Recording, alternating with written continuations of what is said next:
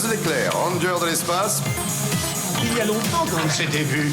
Pour un peu, vous me manqueriez, vous savez. Mon pauvre ami, vous n'aviez donc pas remarqué que la porte était basque? Je clique 2 fois. Imbécile, tu cliques. Ah bah merci, t'es sympa. Bonjour à tous les amateuristes de Bouffball et bienvenue dans Stop Motion, votre émission qui touchdown l'animation. Dame Claire, Temista, comment allez-vous? T'aimes les gens. Ça va bien. Bonjour. Ça va? Et toi? On va dire tranquillou bilou. Ok.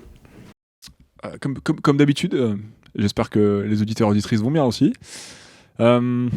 Petit rappel avant de commencer, vous pouvez soutenir ce podcast financièrement via notre page Patreon, donc patreon.com/stopmotionpod. On vous remercie pour votre soutien qui nous aide beaucoup et on vous souhaite un bon épisode. Yes. Aujourd'hui au programme, on a deuxième film de la thématique pixel art. On vous rappelle qu'il y a un vote pour le troisième film de cette thématique. Exceptionnellement, on ne vous dévoilera pas le film du troisième épisode. On va laisser le vote encore courir un peu et je pense que ça sera la surprise. Je pense pas qu'on l'annoncera sur les réseaux. Ça sera la surprise pour cette fois-ci. Si ça vous convient, on reste là-dessus. On reste là-dessus. Ouais, ça va. Surprise partie. Allez. Aujourd'hui, on parle de quoi? Aujourd'hui, on parle de Dofus. À chaque fois, je dis Dofus, mais en vrai, c'est Dofus. Ah, moi, j'ai toujours dit Dofus. Ouais. Okay. Pareil. Il y a plein de gens qui disent Dofus, apparemment officiellement d'après Todd, je crois, donc l'un des co-créateurs d'Ankama. C'est comme ça qu'on prononce aussi dans le film, donc je me suis dit que ça devait être la prononciation officielle. Après, c'est pas très grave en soi, je pense. Je pense que ça passe, on voit de quoi on parle. Donc Dofus, livre 1, Julite, c'est un film qui nous parle de famille, d'héritage, de pouvoir légendaire et de super conseils de drague, fines et subtiles. Suivez bien ces conseils, Oui. surtout. Vous voyez tout ce que vous entendez dans le film, ne faites pas ça. Voilà, globalement, faites tout l'inverse. On est donc plutôt sur un film d'aventure entre comédie, fantasy. Non, fantasy, Je c'est sais jamais comment le prononcer, c'est ouf. Avec une petite touche de dramatique. Bref, on brasse pas mal de choses ici. Le film a été réalisé donc par Anthony Roux, c'est pas Anthony Leroux? Non, c'est ça, c'est Anthony. Pourquoi j'ai Anthony Leroux en tête? Ouais, ok, Anthony Roux. Non, ouais, c'est ça, Anthony j'ai eu Roux. un doute en lisant mon conducteur. Anthony Roux. Non, c'est ça, Anthony Roux alias Todd. On va dire du Todd. coup, c'est son nom, officiellement. Et Jean-Jacques Denis. Donc il s'agit d'un film français. Pas mal, non? C'est français. C'est français. Il est projeté au Festival d'Arras et au Festival du film fantastique de Paris en novembre 2015 et il sort dans les salles le 3 février 2016. Le film est basé sur l'univers du jeu vidéo Dofus, un MMORPG sorti en 2004, un Meuporg. Pardon, ça me fait... Développé par comment ça se prononce? Un Meuporg. Là, il dit après MMMPORPG. Voilà. Oui. Voilà. La rêve sombre. Et donc le film est développé par le studio Ankama. Le jeu vidéo, pardon. Le jeu vidéo, enfin le film aussi, mais bon. Les deux. Les deux. C'est le même univers. Donc le jeu vidéo dont je parlais est développé par le studio Ankama et co-créé qui est le studio Ankama. Ah, j'ai du mal aujourd'hui. Le studio Ankama qui est co-créé également par Anthony Roux, Camille Schaffer et Emmanuel Darras. Donc, Qui ont donné leur nom d'ailleurs au studio. Hein. Oui, c'est des... Ankama, donc ouais. Anthony, K pour Camille et Emmanuel pour Ma. Donc, Ouais. Ah, pour Manu. Pas mal. Ah oui, ok, d'accord. Je savais pas. Ouais, ça rend bien. Donc Dofus, livre 1, Julite, est logiquement donc produit par le studio Ankama Production. Ça va pas du tout l'accent aujourd'hui. Productions. Production. Ainsi que Indie Sales, France 3 Cinéma, Pictanovo, Ciné Plus et France TV.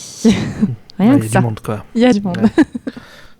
Pictanovo qui est à la coprod. Attends, je C'est savais qui, pas ça. je connais même pas. C'est qui? Je les connais pas non plus. Ouais. Pictanovo. Moi, j'en avais entendu parler. Ah. durant C'est pour mes ça, j'ai l'impression de études. connaître. C'est pour ça. C'est une plateforme, c'est une Ah, oui. association, une boîte qui finance en fait des projets divers et variés, courts-métrages et tout. Et, oui, c'est ça. J'avais participé à un concours, on était plusieurs dans ma dernière année, en fait, durant mes études d'animation. Il y avait un concours de Pictanovo et nos films, nos projets d'année avaient pu concourir. Et moi et quelques autres films, on avait été sélectionnés pour être projetés dans un cinéma et tout. Enfin, moi, mon projet, notre projet, on était plusieurs sur le film. Hein. Et t'étais passé au cinéma ? Ouais, mon film et quelques autres camarades, on avait eu nos films projetés à un des petits cinémas de Tourcoing, j'ai oublié son nom. Et c'était grave cool, on avait pu le voir sur le grand écran. C'était trop bien. Ça doit être top. Ouais. Ça doit être top. Et j'en reparlerai si vous voulez en off de ce projet, mais c'était chouette parce que ça donnait une ouverture à plein de projets différents. Il n'y avait pas que des films d'animation, c'était plein de projets de création numérique et médias, et Pictanovo avait permis ça, quoi. Donc avec des premiers prix, etc. Donc c'est très chouette, ça donnait une vitrine aux créateurs, quoi, et aux jeunes, etc. Quoi. Mais c'est cool pour nos auditeurs et nos auditrices de savoir que Nero est une star. Projeté dans les plus grandes salles. C'est juste un projet d'anime. Grave. Ça a été vu que par des étudiants et des gens de l'anime, c'est tout. C'était fait une fois. C'est cool, moi je trouve. C'est au moins ça, c'était grave chouette, on était contents. Tu m'étonnes. Pour le synopsis, alors Joris, un petit gars survolté vivant avec une enfant chien, j'ai mis, mais une enfant chienne, un papa chat adoptif possédant une des armures d'or, voit son quotidien chamboulé lorsque sa mère revient d'entre les morts pour lui proposer de reformer, pas de réformer, je suis fatigué aussi, de reformer une famille une fois son père ressuscité. Ouais, c'est ça. Ça doit être ça. Finalement, devenir un joueur de bouffe-ball à côté de son idole chevelue sera presque anecdotique dans la journée chargée du jeune homme. Ouah, t'as parlé si vite. Pour commencer Je peux, mais j'espère que ce sera audible par les gens, désolé. C'était fait exprès, hein, je devais pas me foirer, normalement je voulais parler vite pour le côté survolté de Joris, tu vois. Ah, en fait, ça devait pas mal. Ouais. En fait, ça devait faire Joris, un petit gars survolté, vivant avec un enfant chien et un papa chat adoptif possédant une des armures d'or, voit son quotidien chamboulé lorsque sa mère revient, tu vois, normalement c'était... Bon, ça je couperai, hein, on va pas se manger. Sans respirer. Quasiment. Faire une Karim de bâche, quoi. Alors... Comme on dit sur internet.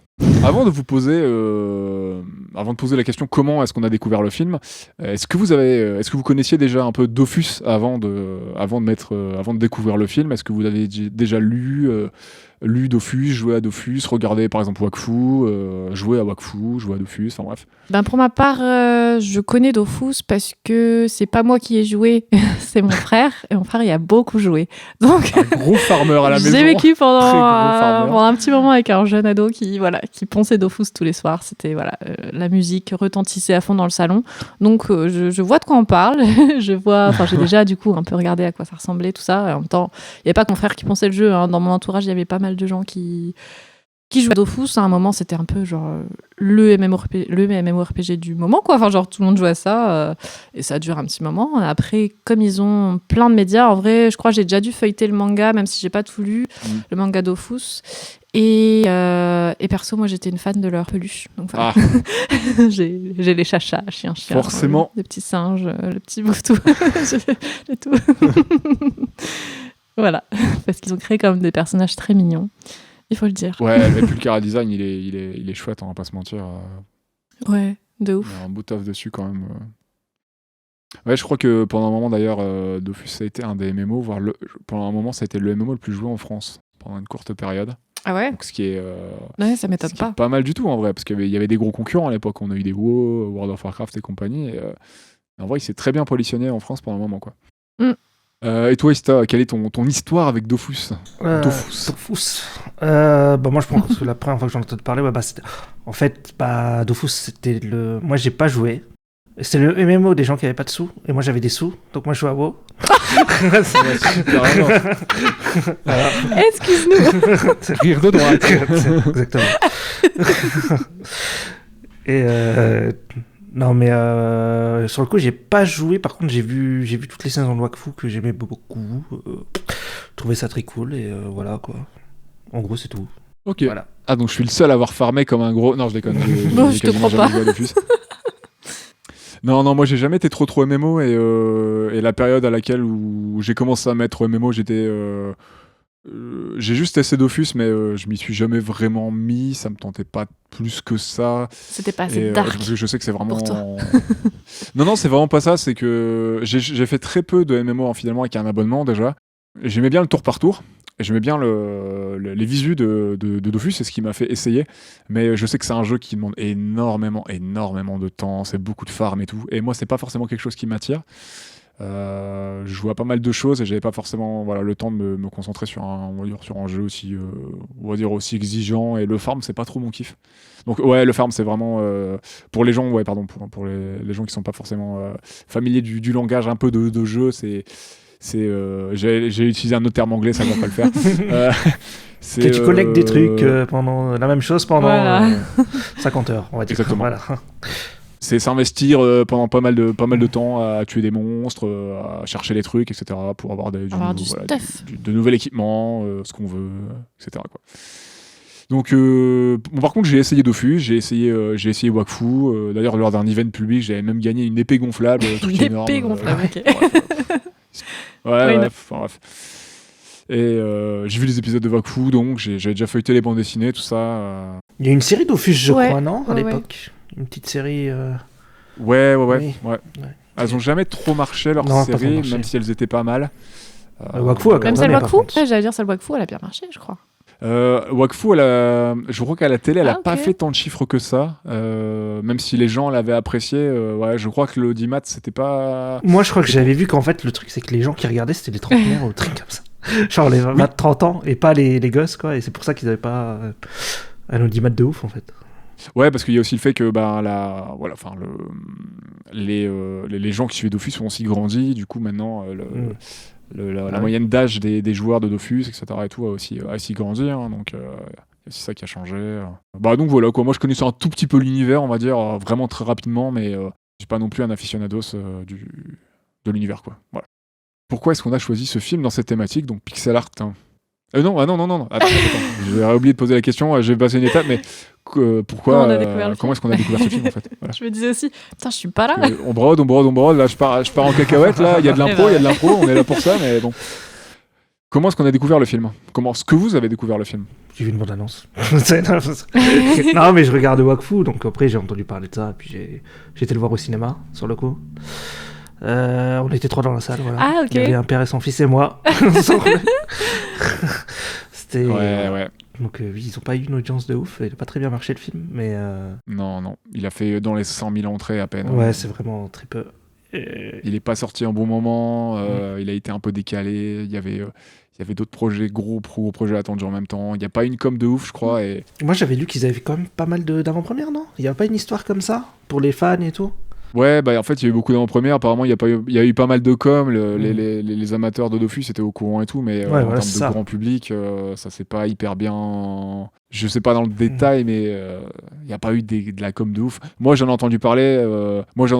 Parce que moi, je faisais mes études dans une école d'animation de 3D à Roubaix, donc à côté, pas très loin d'Ankama, et que de temps en temps, je croisais aussi des gens d'Ankama, ce genre de choses. On en croisait dans le métro et tout. Et comme nous, on travaillait avec des professionnels et tout à l'école, on apprenait avec des professionnels, on parlait d'animation, on en a amené à entendre parler du film aussi Ankama, s'en parlait entre nous, enfin, du coup du film Dofus et tout. Donc il y avait un film d'animation qui se faisait pas très loin de l'école et tout, donc c'était intéressant. Et il y avait la nuit de l'anime à laquelle on allait, donc et c'est là, moi perso, que je l'ai découvert. Mais on était dans cette émulation-là, c'était le film qui était fait pas très loin, de l'animation, on est dans nos études, tu vois. Donc c'est pour ça aussi qu'on en a entendu, quoi. Ouais. Mais il n'y a pas une com de ouf, quoi. J'ai vu 2-3 affiches dans la rue, peut-être, tu vois. Et c'est tout, quoi. Je crois même pas avoir vu une bande-annonce. Moi, j'ai découvert les 17, un peu moins de 20 minutes. Je crois que c'est 17 minutes, un truc comme ça. Les 17 minutes, c'est 17 ça. premières minutes. Enfin, pas les 17 premières minutes. Un extrait de 17 minutes projeté, du coup, à la nuit de l'animation, qui était un event qui avait lieu qui a lieu encore, d'ailleurs, en octobre, fin septembre, début octobre, tous les ans, à Lille. Et comme c'est un event autour de l'animation, on en a profité pour présenter le projet phare du moment français. Et il y avait eu des émules autour de ça, mais voilà, ça concernait des gens amateurs d'animation, amateuristes d'animation, et on était avec des gens du métier et tout ça, quoi. Donc c'est pas non plus la sphère grand public, quoi. Ouais, t'étais proche du truc. On était dans cette émulsion d'animation, mais on n'était pas... Moi, j'étais plus proche par le côté jeu vidéo, quoi. Parce que je joue beaucoup aux jeux vidéo, tout ça, donc forcément, j'en ai entendu parler, quoi. Bah Claire, du coup, je t'en prie. Tu vas pouvoir compléter peut-être mes dires. Bah ouais, parce que du coup, moi je l'ai découvert également à la nuit de l'animation. On était ensemble.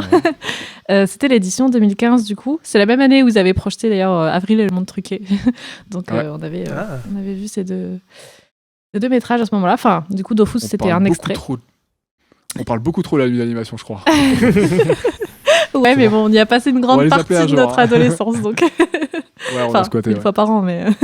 Du coup, perso, je l'avais trouvé plutôt feel good sur le coup. J'avais bien aimé l'extrait. Ils avaient mis un extrait un peu marrant et tout. Et si je dis pas de conneries, je crois qu'il y avait l'extrait où ils sont sur le terrain avec la rencontre avec Khan, où il fait un peu la sélection dans son équipe. Et je crois qu'on voyait aussi un extrait avec Julie. Enfin, je sais plus. Mais, Et le chat avec Kerry Brim, je crois que quand il sort son outil, voilà, il y avait un passage comme ça, l'armure me disait quelque chose. Il me semble que c'était cet extrait, si je dis pas de conneries. Ouais, il me semble aussi. Par contre, je me rappelle plus quand est-ce que j'ai vu le film en entier, du coup, pour la première fois. Je sais que je l'avais vu déjà avant de le voir là pour le podcast. Par contre, c'est marrant, moi j'avais un souvenir différent parce que je me souviens par contre que j'avais voulu aller le voir un dimanche matin à 11h, tu vois, la séance d'11h, et c'était une des dernières séances, je crois, en plus au ciné. Je crois que c'était avec mon frère à l'époque, etc. Et quand on est arrivé, genre la séance a été complète, on n'avait pas pu y aller, on n'avait pas pu prendre nos tickets. Donc moi, je m'étais justement dit à l'époque, genre, ouais, il doit trop bien marcher et tout, tu vois. Mais bon, c'était peut-être parce que c'était la séance du dimanche matin, t'as tous les enfants, c'était une des dernières projections peut-être du film, je sais pas. Peut-être, ouais. Donc je suis pas sûre de l'avoir vu au cinéma, parce que je sais pas du coup si j'en ai eu l'occasion après. Mais en tout cas, ça fait longtemps que je l'avais pas vu, donc c'était pas archiffré dans ma mémoire. Donc finalement, j'étais plutôt contente de le revoir là pour le podcast. Ça m'a, ouais, franchement, je reste un petit peu sur ce feel good que j'avais eu la première fois et ouais, je pense que j'aime toujours autant le film. Voilà. Ah bah c'est dit, voilà. C'est dit, voilà. Pré-shot, bah, ça oui, pré-shot suspense. la vie. Enfin, pourquoi on a mis ce film dans cette thématique, donc dans Pixel Art? Encore une adaptation de jeu. Bah oui, bien sûr. encore une adaptation de jeu. Pour le coup, je trouve ça intéressant avec ce jeu-là, puisque du coup, ils ont vraiment créé tout un univers autour de Dofus, qu'ils ont appelé le Cosmos, dans lequel du coup s'inscrivent entre autres les jeux Dofus et Wakfu, mais il y a plein d'autres choses du coup qui font partie de cet univers étendu avec le film notamment. Il y a les séries d'animation, une série de mangas, des bandes dessinées, des romans, des jeux de plateau, d'autres jeux vidéo. Enfin, ils ont vraiment élargi l'univers à fond de balle. Et je trouve que c'est plutôt impressionnant de voir à quel point justement ils ont pu étendre ce lore à travers plusieurs médias et ils ont pu toucher autant de monde, surtout pour une prod française. Enfin, je trouve ça plutôt, enfin, à une époque, j'avais l'impression que même si j'étais pas une joueuse, j'en entendais beaucoup parler. Peut-être parce que je sais pas, dans mon entourage, j'avais beaucoup de joueurs, etc. Mais quand même, tu vois, j'ai l'impression que c'était vraiment un phénomène Dofus. Ouais, ça a vraiment été une mode. Puis... Ouais. Enfin, une mode. Bah, ça a vraiment été dans. Ça a fait parler de soi. C'est une petite boîte française du Nord qui a démarré en faisant du web, qui a fini à faire un des plus gros jeux en ligne français. Ouais, carrément. Enfin, même le plus gros jeu en ligne, je crois d'ailleurs français, qui est arrivé à faire concurrence en France à des boîtes comme Blizzard. C'était un concurrent direct de WoW et compagnie, donc c'était pas rien, quoi. La classe. Ça concurrençait les MMORPG, les jeux en ligne aussi coréens, japonais qui arrivaient aussi sur le sol français, comme Ion et compagnie. C'est pas rien, quoi. C'est cool, parce qu'ils n'avaient pas les mêmes moyens non plus, quoi. C'est ça. Et du coup, je trouve le thème du pixel art, il peut prendre tout son sens ici, puisqu'on est vraiment aussi dans le sens de la créativité, de l'élaboration d'un univers étendu. Et je pense vraiment, derrière tout ça, il y a à la base des mecs passionnés de jeux vidéo, avec du coup un jeu qui a quand même une vibe très colorée et très fun, je trouve, quand on regarde un petit peu le jeu Dofus. Je sais pas, du coup, on peut le rattacher à cette idée du pixel art, quoi, avec cette passion vraiment du jeu et de la création, quoi. Et ils se sont pas arrêtés aux jeux vidéo pour le coup, donc ça c'est plutôt cool. Il y a une réelle proposition de transmédia, hein, puisque c'est un film qui est complémentaire des autres supports. C'est pas une adaptation littérale en fait du jeu.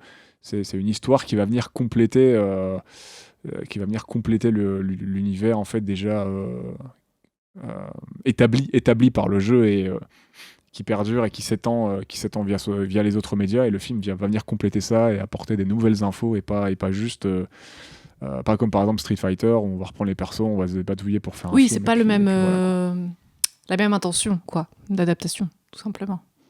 Non, on est sur une autre démarche et j'en reparlerai un tout petit peu tout à l'heure d'ailleurs. Alors, concernant la prod, lequel d'entre vous veut parler du contexte, le contexte de création du film Comme vous voulez.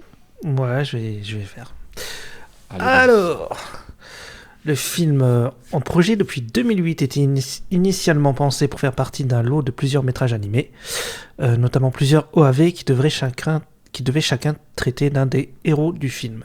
Le film est venu développer davantage l'univers de Dofus, s'inscrivant chronologiquement dans l'histoire du Cosmos et permettant d'enrichir réciproquement le jeu vidéo, en créant une multitude de nouveaux personnages ou venant développer certains personnages déjà récurrents de l'univers, comme Joris et Kérubim. En effet, Anthony Leroux a eu ce désir d'élargir sa création et d'en faire un projet transmédia. C'est Anthony Roux. Ah merde, là il y a écrit Leroux. Je crois que j'ai écrit Ouais, le attends, roux. j'ai sécurisé, mais c'est Anthony Roux. Attends, je recommence la phrase alors. Je suis désolée. Faut pas dire de la merde. Voilà. Alors, en C'est effet, corrigé. Anthony Roux a eu ce désir d'élargir sa création et d'en faire un projet transmédia. Autant d'histoires sur autant de supports et médias différents, mais complémentaires. Lors de sa sortie, le livre Injulice est supposé être le premier volet d'une trilogie. Cependant, son succès mitigé au box-office et en recettes ne semble pas avoir contenté Anthony Roux et ses équipes. Et si le livre était en projet à temps, ce n'est finalement plus le cas pour le moment. Mais peut-être que tout est encore possible. On ne sait pas. Ouais, malheureusement, les dernières nouvelles qu'on a du projet, c'est que pour l'instant, c'est mort. Ouais, c'est peut-être mort. dans quelques années, mais Ah ouais, le livre aux oubliettes, quoi. ouais, peut-être que, je sais pas. C'est dommage, c'est dommage. Netflix, sortez Mais vos bon. deux du cul. Mais je peux vous pouvez comprendre, peut-être, vu que vous produisez des séries d'animes adaptées, J'avoue, maintenant, en fait. vous pouvez peut-être proposer un truc là. Peut-être. Mais là, ils font Wakfu saison 4, je crois. Ils sont en train de faire Wakfu saison 4. Oui, qui a réussi son crowdfunding l'année dernière, je crois, ou il y a 1 an et demi, et qui Ouais. a réussi haut la main. Ouais, il a bien Je marché. crois que ça avait fait un carton le crowdfunding. Ok. Il a bien marché. J'ai vu il y a quelques extraits qui passent sur Twitter. Il y a des gens qui bossent dessus, qui postent des trucs. La volonté des réalisateurs était d'inscrire le film dans un genre qu'ils appellent épico-burlesque. C'est-à-dire ne pas se cantonner à un genre ou une émotion principale, mais être capable de passer de l'un à l'autre, entre comédie et drame, entre rire et larmes, et déconstruire le genre manichéen pour proposer des histoires personnelles, familiales, de relations entre individus complexes. Ouais, Todd, dans le making-of, il dit qu'il veut faire passer un peu les gens du larme au rire, comme ça peut se faire dans une journée de n'importe qui. Du Il larme. dit- je crois qu'il dit littéralement ça dans le making-of d'ailleurs, et qu'il veut, Oui, il veut oui, pas bah oui, juste. j'ai écouté le making-of. Il veut vraiment mélanger les genres et autant faire rire que donner des émotions fortes et tout, et que Ouais. doit pouvoir passer par toutes ces émotions et ces intentions-là. quoi. Bah, ce qu'il disait, c'est qu'il voulait que ça ressemble vraiment genre à la vie, en fait. Ouais. Enfin, tout simplement, tu vois, genre en tant que tel qu'on peut l'expérimenter de nous, quoi. Donc voilà. Et pareil, pas juste une comédie. Voilà, il c'est ça. voulait vraiment un peu de tout, un peu d'épique, Ouais. de l'émotion, voilà. Un mélange, il voulait vraiment un réel mélange. Qui veut nous parler de Tot un petit peu? As you want. YOLO? Bon, vas-y, j'y vais. Ah, vas-y. Alors, donc, le réalisateur, je crois qu'ils sont 2, c'est ça? T'as ou encore il est écrit le seul roux, à toi? la Ouais, je suis réal, là désolée, j'ai écrit le roux partout. J'avais l'impression que ça sonnait bien dans ma tête. Anthony Roux, ou Tot, pas pour les intimes, hein, il se fait appeler Tot un peu partout, maintenant même sur Internet, je crois. Donc il est à la base programmeur et concepteur de jeux vidéo, il est aussi co-créateur de l'entreprise Ankama en 2001. Il endosse également la casquette de scénariste, dessinateur, réalisateur et producteur, donc multi-casquette.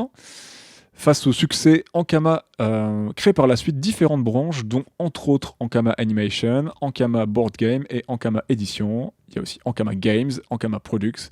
Donc toutes ces filiales travaillent sur divers médias pour explorer et étendre l'univers de Dofus. Dofus, le jeu donc, initial, le MMORPG, est lancé en 2004. Il connaîtra une version 2.0 en 2009 avec une refonte graphique, la totale. Ça avait un peu divisé, je crois d'ailleurs, Ah ouais à l'époque. Il y avait les puristes des et- gens qui étaient contents et d'autres qui étaient mi-figue, mi-raisin.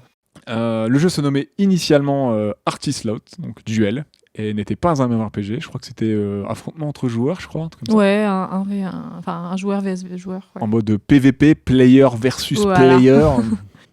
J'utilise le langage technique. Technique. Enfin, je fais le gros noob alors que. Enfin, bref. Il faisait partie de la série Artislot, regroupant plusieurs jeux. Et le projet a ensuite évolué jusqu'à devenir Dofus, le projet qu'on connaît depuis maintenant 2004. En autre MMORPG, d'ailleurs que j'ai pu un peu essayer, il y a Wakfu Les Gardiens, sorti en 2009, Arena en 2010 et Wakfu en 2012. Ah non, c'est Wakfu que j'ai essayé en 2012. Pas Wakfu Les Ouais, Gardiens. apparemment, il y avait eu un. Ouais. Wakfu Les Gardiens, j'ai jamais testé. Moins connu, je crois, celui-là. Je crois bien. Ouais. Il est créateur et producteur de la série d'animation Wakfu depuis 2008. Il est scénariste du manga Dofus depuis 2005, co-scénariste sur les 4 premiers tomes du manga Wakfu à partir de 2012. Pour la co-réalisation de ce film, on a Jean-Jacques Denis, qui est réalisateur, scénariste, graphiste et storyboarder français, comme Tot. Il est co-créateur avec Denis Bardio et réalisateur de la série Dofus au Trésor de Kérubim à partir de 2013. Et il est aussi co-réalisateur avec Tot du film Princesse Dragon, sorti en 2021. Ah bah oui, ils ont sorti ça. Je suis con, j'avais oublié. Ouais. Bah oui. Encore un film qui a l'air incroyable que j'ai juste J'ai loupé aussi. j'étais dégoûté. Ouais. Il avait l'air Il avait l'air cool, il ouais. avait l'air J'avoue. trop stylé. Rien que Ah ouais. graphiquement, Visuellement, il y a un truc. enfin bref, ouais. Faut trop que je le rattrape. Pour ce qui est du scénar, Claire, Christophe. Pour les scénaristes, on a Anthony Roux et on a Olivier Vanel, donc, qui est un scénariste, auteur, directeur d'écriture français. Il a travaillé sur plusieurs projets en Kama en tant que scénariste, comme la série d'animation Wakfu ou l'épisode spécial nommé La légende d'Ogrest.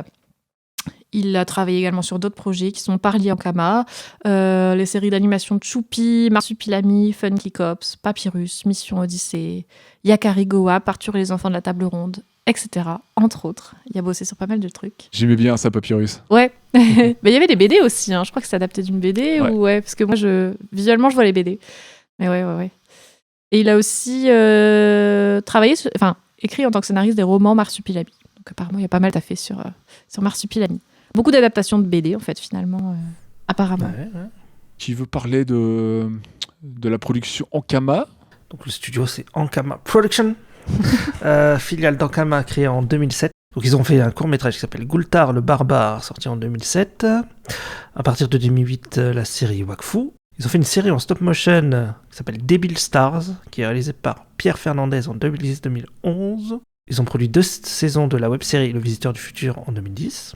Ils ont fait la série d'animation Dofus au Trésor de Kérubim en 2013. Ils ont reproduit le film Metafukaz de Guillaume Renard et de Shojiro Nishimi, adapté de la bande dessinée, en 2017 avec la société de prod japonaise Studio 4 degrés Celsius. Ça, je l'ai vu, ça. Et d'ailleurs, on l'a vu encore à la nuit de j'ai l'anime. vu à la nuit de l'anime aussi. Donc on était ensemble. Il est cool, ce film. Il est cool. Il a aussi fait un four, mais il est cool. Les voix de Orelsan et Gringe. Oui, c'est vrai. Ils ont produit le film Princesse Dragon d'Anthony Roux et de Jean-Jacques Denis, qui est un projet original d'Ankama, qui est sorti en 2021. Et ils ont fait la série d'animation Lance Dure, qui est sortie là, il n'y a pas longtemps, en 2023. Ok. J'espère que c'est pas un jeu de mots douteux, comme ils savent les faire. C'est possible. Très certaine. Bah, je sais pas, dans Dofus, il y a quand même une ville qui s'appelle Brakmar. Oui, Voilà. non, mais clairement, on est sur le sous-langage, le subtexte. Voilà. Qui veut parler du casting Bon, allez, vas-y, je vais.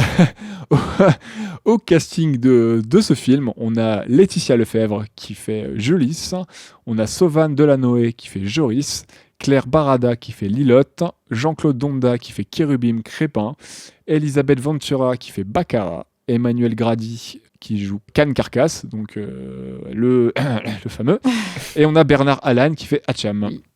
J'ai pas mis tout le monde, il y avait beaucoup de personnages, mais on va dire que c'est les principaux. On va faire les Oui, c'est le principe. Ouais. les personnages principaux. Ouais. Et un extrait du film sera projeté au Festival international d'animation d'Annecy le 18 juin 2015. Ok. Est-ce qu'on passe au film ? Passe au Allez. film. Allez. Tana, tana, tana, tana, tana. Pardon. Non. C'est pas celui-là. Tout.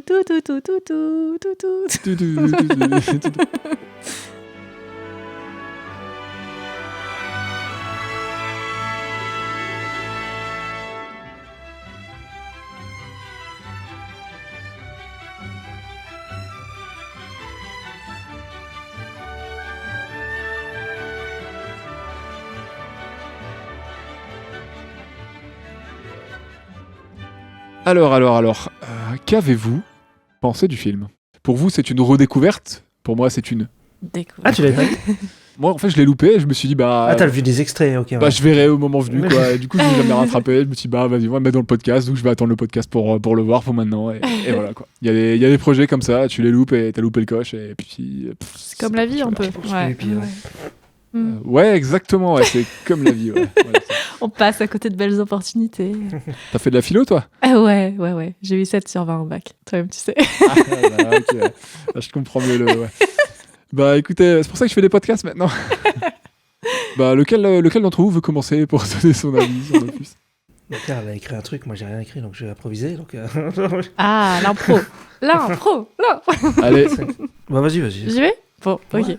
Allez, donc pour ma part, moi je vais parler en spectatrice du coup qui connaît pas profondément le jeu, parce que j'y ai pas une attache particulière. Ah bah, de toute façon, nous non plus, hein. Oui, c'est vrai. J'y ai pas joué moi-même, mais j'ai vraiment été séduite par le film. Donc franchement, même sans être sans être une connaisseuse de l'univers de Dofus, je trouve que le scénario il est fluide, il est compréhensible, et c'est pas genre un film de niche, je trouve, qui serait uniquement adressé aux fans du jeu. Au contraire, je trouve qu'ils ont vraiment réussi le pari de construire une histoire finalement universelle en abordant des émotions et des sentiments qui parlent à tous. Je trouve tout ce que traversent les personnages, finalement, on peut se projeter dans ce qu'ils vivent, quoi. Des émotions telles que l'amour, la jalousie, la colère, le deuil, la vengeance, la complexité des relations sociales, familiales, la joie, la responsabilité, la déception, le pardon. Bref, autant de thèmes qui viennent nous toucher. alors les thématiques, c'est fait, j'ai coché. C'est coché. C'est bon, on peut passer à autre chose. Et pour autant, malgré le sérieux de certaines thématiques, je trouve que le film ne manque pas d'humour. Et c'est cet équilibre qui en fait une œuvre qui parle à tous, petits et grands, et qui ne s'enfonce pas trop dans un genre en particulier, et qui ne se veut d'ailleurs pas trop léger ou pas trop lourd. Au contraire, je trouve qu'il y a un bon équilibre. Et d'ailleurs, l'humour, il intervient à des moments parfois inattendus ou de façon assez inattendue, et c'est ce qui crée un peu le cocasse de certaines scènes, des moments assez plaisants de se laisser prendre au jeu des vannes, finalement. Je trouve qu'ils arrivent vraiment bien à servir d'un univers fantasy, créé de toutes pièces, rempli de magie et de fantastique, pour conter une histoire simple, mais pas dans le mauvais sens du terme, humaine en fait, et c'est ce qui en fait le charme, tout en satisfaisant notre imaginaire et nos yeux, puisque visuellement, c'est vraiment un plaisir à regarder.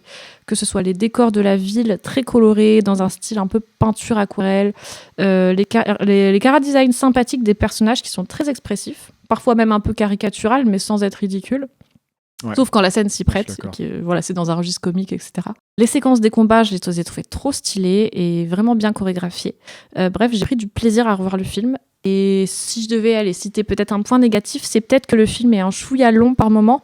Disons qu'il y a pas mal de rebondissements, mais finalement, moi, j'ai quand même bien aimé, puisque chaque étape de l'aventure, en fait, à chaque fois, on y explore des émotions variées et on voit aussi les personnages évoluer et être confrontés à différentes péripéties. Différentes épreuves, et donc on les voit grandir et changer en fait, ce qui nous aide aussi à les voir différemment dans toute leur complexité. Et je trouve ce qui est intéressant, c'est que du coup il n'y a pas deux camps, genre les gentils et les méchants, c'est bien plus nuancé que ça, et c'est ce qui m'a, je pense, séduite aussi globalement dans le film. Voilà. Bon, on dirait que Claire a aimé. Oui. Je crois. Hein. Elle a bien ri aussi. Oui, c'est vrai. Pourquoi tu lèves les yeux? Je suis un bon public. Can Carcass, apparemment, il est drôle. À skip. Avec ses nouilles dans son slip, là. Ah, j'avoue, son slip rembourré, là, c'est quelque chose. On verra si on en parle ou pas. Trop tard. Twister, qu'est-ce que tu as pensé du film? Qu'est-ce que tu as pensé des nouilles de Can Carcass? J'ai plutôt aimé le film. À l'époque, je l'avais déjà bien aimé, je l'avais trouvé cool et tout. Je m'étais dit, il y a un truc que je m'étais dit, c'était ah ouais, ça sent les mecs qui ont grandi avec le Club Dorothée qui font leur film d'animation. Je crois que tu as de ça. Hein. Parce que à un moment, j'ai vu du Chevalier du Zodiac, j'ai vu du Sailor Moon, j'ai vu du DBZ. Ah, bon. Il a mis une référence. Je me suis dit, ah ouais, c'est des mecs de mon âge qui sont en train de faire des films d'animation, c'est marrant quand même. C'est complètement c'est surtout ça qui m'avait marqué à l'époque. Et là, en voyant, ouais, clairement, il y a. Quand il met l'armure, le chat, c'est clairement le Chevalier du Zodiac, quoi. Ouais, de ouf. Mais sinon, j'ai plutôt bien aimé. Les personnages sont cool, à part Can Carcass. Oui, mais j'ai trouvé est-ce qu'il est pas construit pour ça? Ouais, mais je me suis dit, c'est pas très MeToo, tu vois. Voilà, sur le coup. Parce que, tu sens que j'ai regardé, en plus, je me suis dit, attends, MeToo, c'était quelle année? Sur le coup, j'ai vu, c'était 2017. Et je me suis dit, ouais, tu ferais plus un personnage comme ça dans un film maintenant, je pense. Ouais, peut-être bien, j'avoue. Parce que là, la morale, c'est... disons qu'il est... La morale, c'est genre... ouais, bah, faut que tu... Alors, tu dois suivre la meuf jusqu'à chez elle, tu vas la faire chier, et après, tu la harcèles tout le long du truc. Et à la fin, elle cède. Et puis, à la fin, elle est amoureuse de toi. Ok, d'accord. Ouais, je l'ai pas pris c'est forcément peu, comme ça, mais ouais, il est globalement insupportable, quoi. Mais Mais il essaie pas de passer pour autre chose que quelqu'un Ouais. d'insupportable. Donc, du coup, j'ai l'impression. Enfin, peut-être c'est mon point de vue, mais moi, je On le se moque un condamne peu de lui. direct pour tout ce On qu'il va se fait, tu mentir. vois. Du coup, moi, je me moque de lui parce qu'il est on ridicule, se moque finalement. un peu de lui, ouais. Et il se prend pas mal de taquets par Baccarat, donc ça, c'est plutôt cool. Enfin, bon.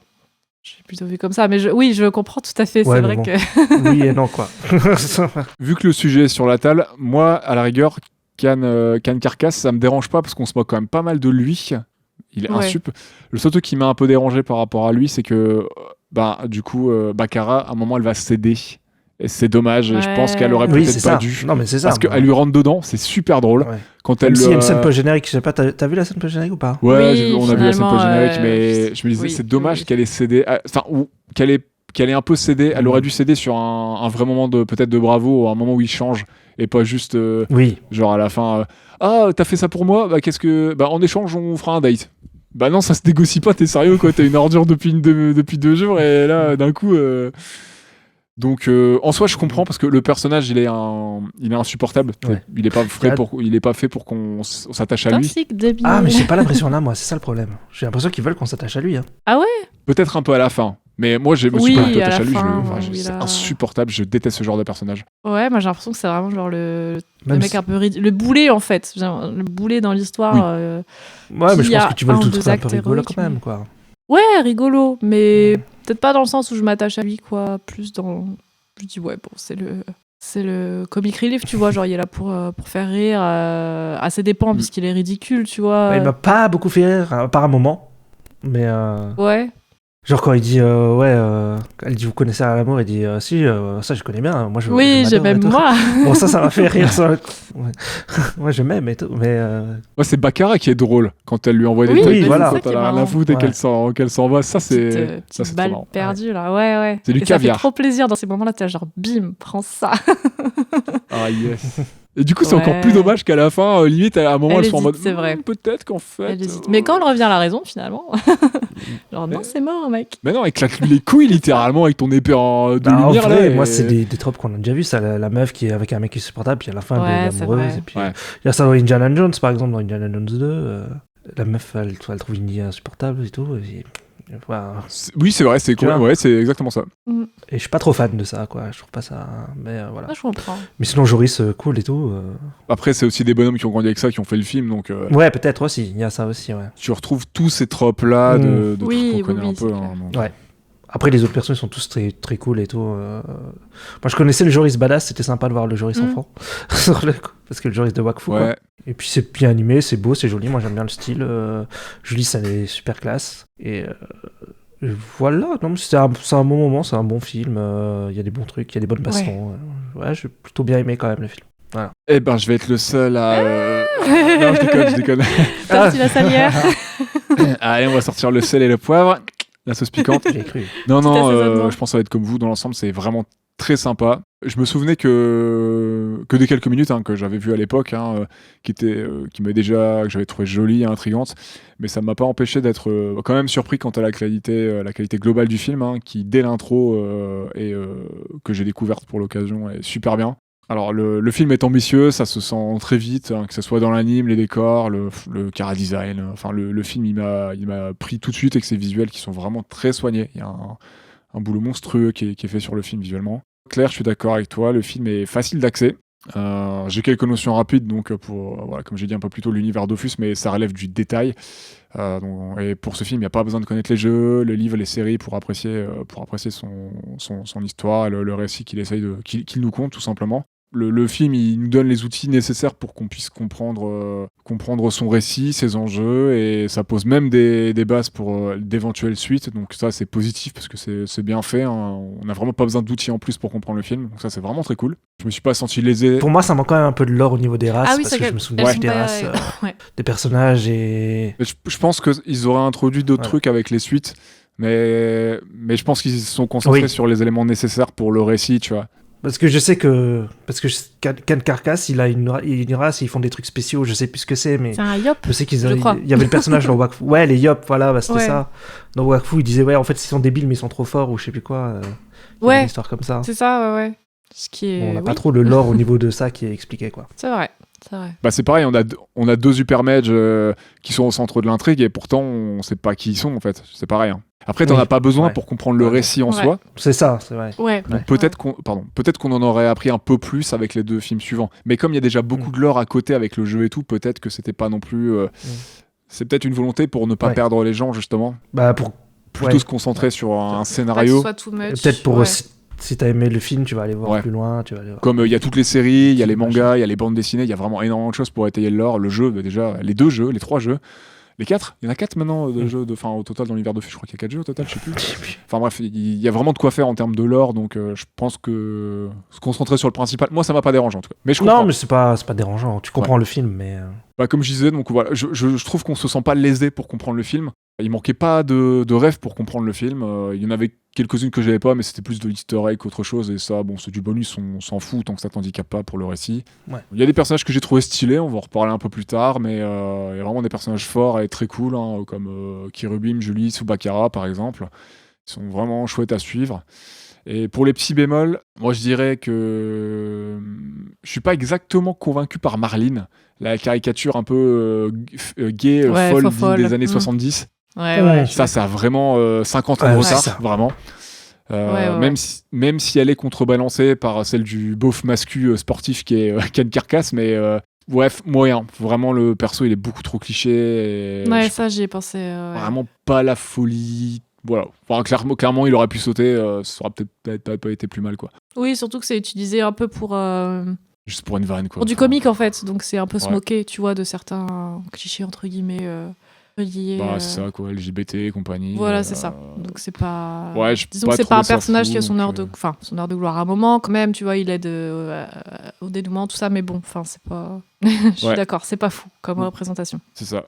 Et je dirais, et l'acte final, je suis un peu d'accord avec toi, il y a des petits moments où il y a des longueurs, et je trouve que l'acte final, il s'étend un poil, je trouve, puisqu'on repart sur une bataille de 20 minutes, alors qu'on sort déjà d'un affrontement contre Julis, quelques instants auparavant, qui a duré 7 ou 8 minutes, je crois. La fin, la dernière partie, je l'ai trouvée un peu longuette par moment. C'est, voilà. Toute la partie dans le stade, là... Ouais. Et les flashbacks et tout en plus et tout, donc ouais, c'est vrai que ça s'étend un peu et bon. Mais moi, je trouve que par contre, ça se finit en mode bam. Exactement. C'est fini. Non. Il n'y a pas d'épilogue, tu vois. C'était un peu bizarre. Ouais. Tu fais, c'est fini. Je crois qu'on s'était dit la même chose. C'était genre, très, oh, très bizarre. ok. C'est là où je trouve que peut-être l'équilibre il est peut-être un peu abrupt. Ouais. On aurait peut-être dû réduire un peu le entre guillemets le Ouais. combat final et finir sur quelque chose de plus doux et moins abrupt, sachant qu'il y avait peut-être pas de film qui allait venir par la suite, ce qui est arrivé. Ouais. Bah, Donc la fin est un peu. Pour moi, ça manque d'un épilogue pour savoir ouais, c'est ça. ils font quoi les personnages Alors après qu'ils ont cette grosse vraiment bataille. beaucoup développé Je le sais reste sur tout le film. Donc là, c'est vrai que j'étais un peu surprise aussi de Ouais. cette fin très abrupte. Ah ouais. Je suis d'accord. Mm. Mais voilà, pour finir, je dirais que je pinaille un peu. Hein, c'est vraiment de très bonne facture dans l'ensemble. Je suis d'accord avec vous. En plus, ces dernières années, je trouve, j'avais pas encore vu le film, du coup, j'avais pas ces balles là, mais j'y pensais pas non plus. Mais ces dernières années, on a eu tendance beaucoup à citer Arcane en porte-étendard d'adaptation du jeu vidéo en film et série. Super bien. Mais je trouve Regardez que Dofus, le film n'a rien à lui envier. Je pense que tout le monde a déjà regardé Arcane, mais quand même. Arcane, c'est vraiment super bien hein, et y a aucun problème. Hein, je ne reviens pas là-dessus. Mais voilà, Dofus n'a rien à lui envier, je trouve, sauf peut-être son succès. Oui, c'est vrai que... Contrairement à pour- Arcane, c'était vraiment un succès. Après, ça a été diffusé d'une manière différente. Mais sachant que ces derniers, je trouve qu'ils ont aussi comme point commun de ne pas adapter à proprement parler le jeu dont ils sont issus. Hein, pas par exemple comme Street Fighter qu'on a fait dans le précédent épisode. Mais Ouais. plutôt de conter un récit inédit qui va venir enrichir le médium d'origine. Donc ça c'est cool, il y a vraiment une démarche créative et d'enrichissement de l'univers déjà existant et de proposer autre chose en gardant les codes et les visuels de ton univers, donc ça c'est très cool. Donc voilà, pour terminer, je pense que je recommande chaudement à tout âge presque hein, le film qui est largement abordable, en plus d'être bourré de qualité et je trouve que même en animation française, je trouve que le film il sort du lot par sa proposition visuelle. Il a vraiment son identité et Ouais. tu peux le reconnaître parmi pléthore de films et il a vraiment son truc à Un lui quoi. petit je ne sais quoi. Et voilà, petit regret de l'avoir loupé au ciné hein, et dire que j'avais pris le temps d'aller voir Star Wars 7 à l'époque, ça me fait mal au cœur maintenant. Et dire que t'as donné de l'argent pour aller voir ce film. Oui, parce que c'était la même La année. même période à peu près. Et ça me fait mal au cul d'avoir trouvé du temps pour aller voir un truc comme Star Wars 7 et pas avoir vu Dofus. Tu au pouvais ciné. pas savoir, Romain. Je le Tu dis. pouvais pas savoir. Je pouvais pas savoir et si je pouvais changer ça, je le ferais doublement, triplement. Voilà. Quelle est votre séquence favorite?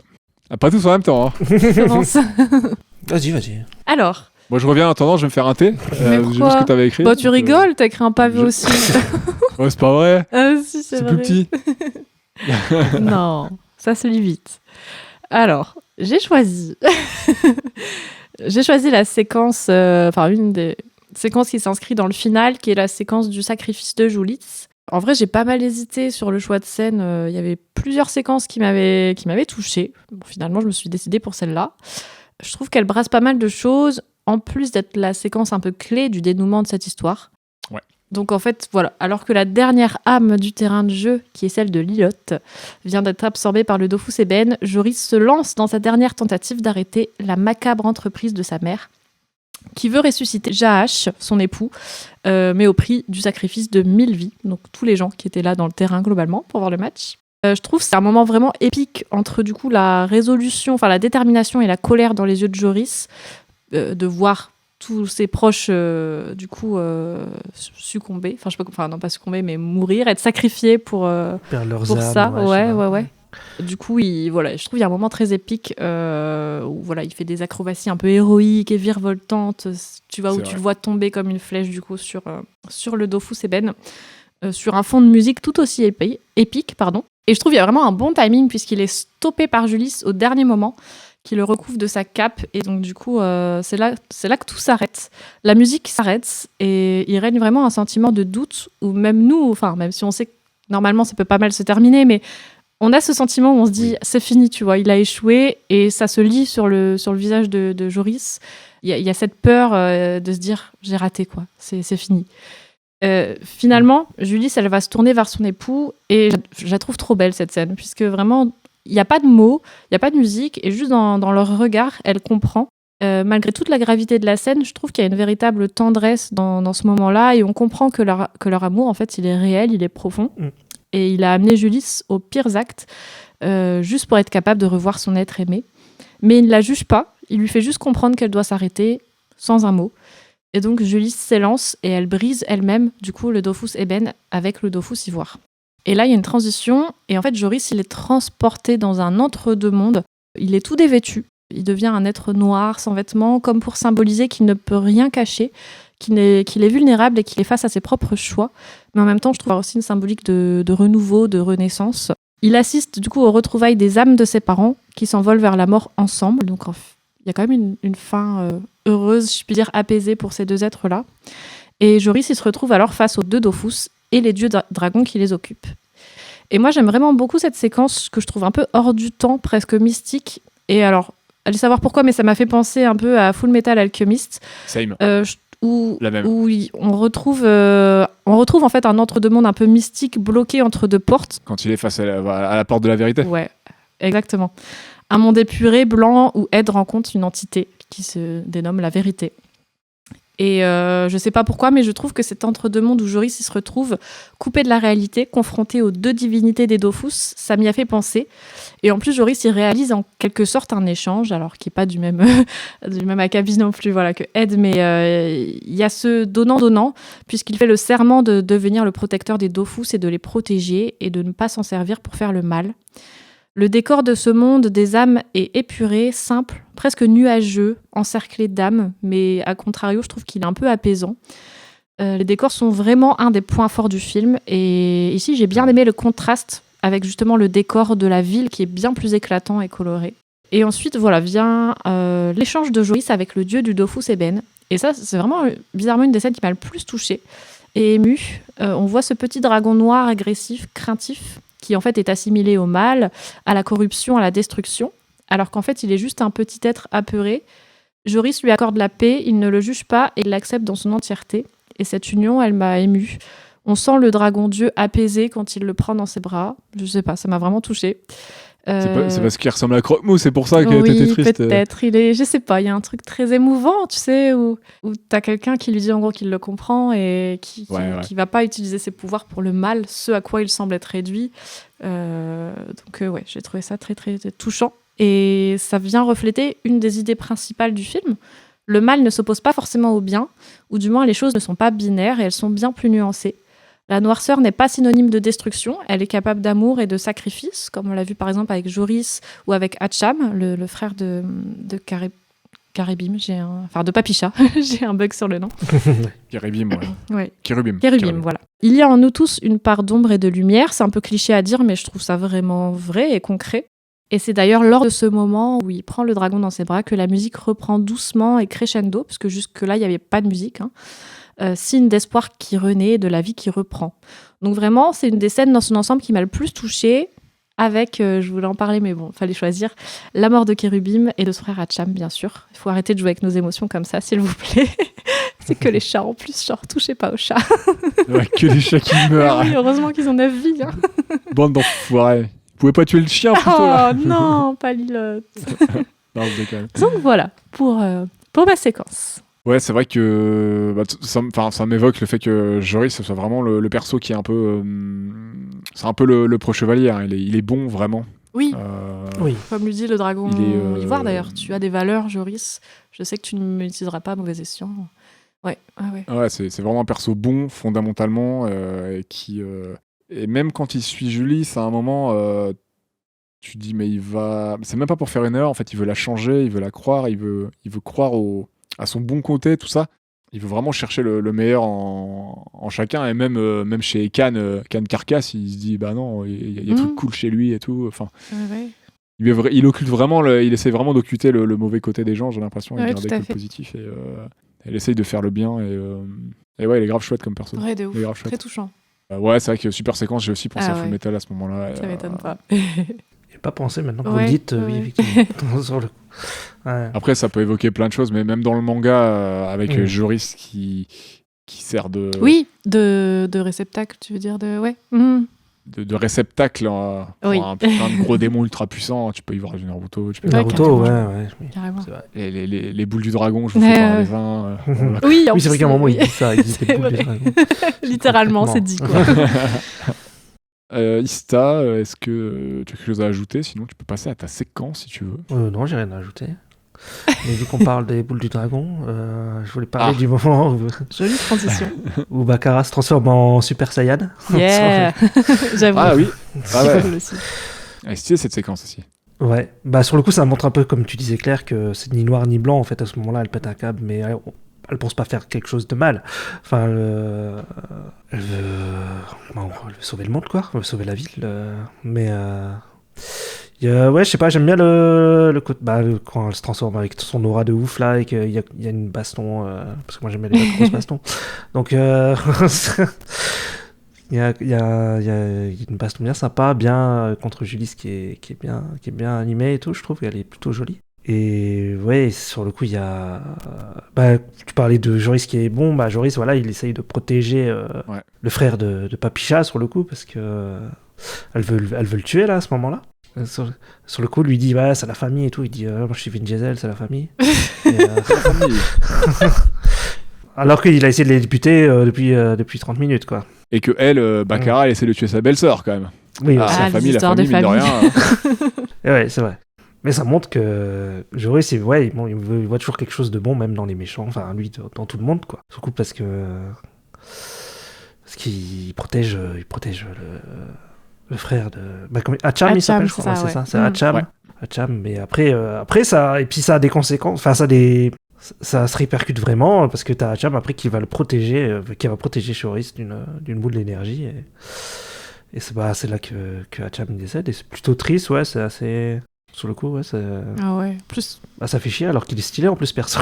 Ouais, il est très cool. Et puis, il y a le petit chaton, du coup, qui miaule de tristesse. C'est trop dur, je trouve, cette scène. Moi, j'avais les larmes. Je disais, non, c'est trop dur, c'est trop triste. Mais c'est aussi dans cette séquence où on va comprendre que finalement, Baccarat et Julie sont les deux faces d'une même pièce, puisque Baccarat va se laisser... envahir par ses émotions et son désir de vengeance qu'elle a aussi par le pouvoir, comme Julis. Ouais. Et tu te rends compte que en fait elle est en train de glisser comme Julis et que finalement à peu de choses elles pourraient être les mêmes pour des raisons un peu diverses, mais en arriver au même point de commettre l'irréparable, qu'importe le niveau de cruauté que tu fasses, mais pour arriver à ses fins. Et finalement tu te rends compte que ça ne tient qu'à un fil de perdre pied et de pouvoir, pour ces deux persos, arriver entre guillemets à leur fin. Ouais. Ouais, complètement. Et ensuite, il y a Joris qui apprend qu'elle veut ressusciter pour faire... ressusciter le père, quoi, son père, et donc... Elle veut ramener Popo. elle ramener Popo. Donc Ramener après, ils sont- Popo à après, la c'est trop triste, maison. comment elle s'appelle Liloute la Lilotte, chienne, c'est ouais. comment c'est Lilotte. Lilotte. Qui dit, mais c'est nous, ta Oui. vraie famille. Et puis ça a coupé, je fais, oh, c'est Mais trop triste. Pauvre Lilotte. Par contre, la scène de... Quand après, t'as Baccarat qui est bourré, c'est très drôle. Oui. J'ai beaucoup ri. Voilà. Quand elle sort son pack de crocs, là, quand on tire quelques dés, là. JP. Mais ouais, j'avoue que toute cette séquence, elle est pas mal du tout. Et tu te rends compte aussi que Baccarat, elle a de la peine. Et puis son dialogue, ça fait des années que j'ai cette boule de haine, cette envie de je suis dégoûté par ce qui s'est passé, etc. Et on me dit que finalement, c'est pas légitime et tout. Enfin, elle met le doigt sur quelque chose qui est... Ouais. qui est cool en fait et tu sens que les persos qui peuvent paraître très manichéens au début de l'histoire en fait petit à petit ils s'étoffent et c'est une fresque beaucoup plus grande que ce que nous laisse penser au tout début le récit et quelque chose de plus profond se dessine et finalement ça va être un peu plus compliqué que ça et c'est cool quoi. Mais il me semble qu'en fait, ils ont toujours un peu fait ça, parce que dans Wakfu, c'est un peu pareil, ils ont un peu les méchants, ils ont un peu des raisons de... Tu dis, c'est normal, quoi. Enfin, c'est un peu le... Oui. C'est jamais noir ou C'est pas blanc. comme Monsieur Bison Ouais. Dans les productions qu'ils font, je trouve. dans Street Fighter. Ouais. Wakfu, j'ai vu 2-3 épisodes par-ci par-là, mais je me souviens pas du plot, rien. Je me souviens des Ok. visuels qui m'avaient un peu marqué, tout ça. J'avais trouvé ça très chouette. Il y a des méchants Mais très le cool, plot, là, non, dans parce Wakfu. que c'est des épisodes que j'ai pris comme ça par Ah oui. hasard à la télé pour juste voir un peu ce que ça donnait en fait.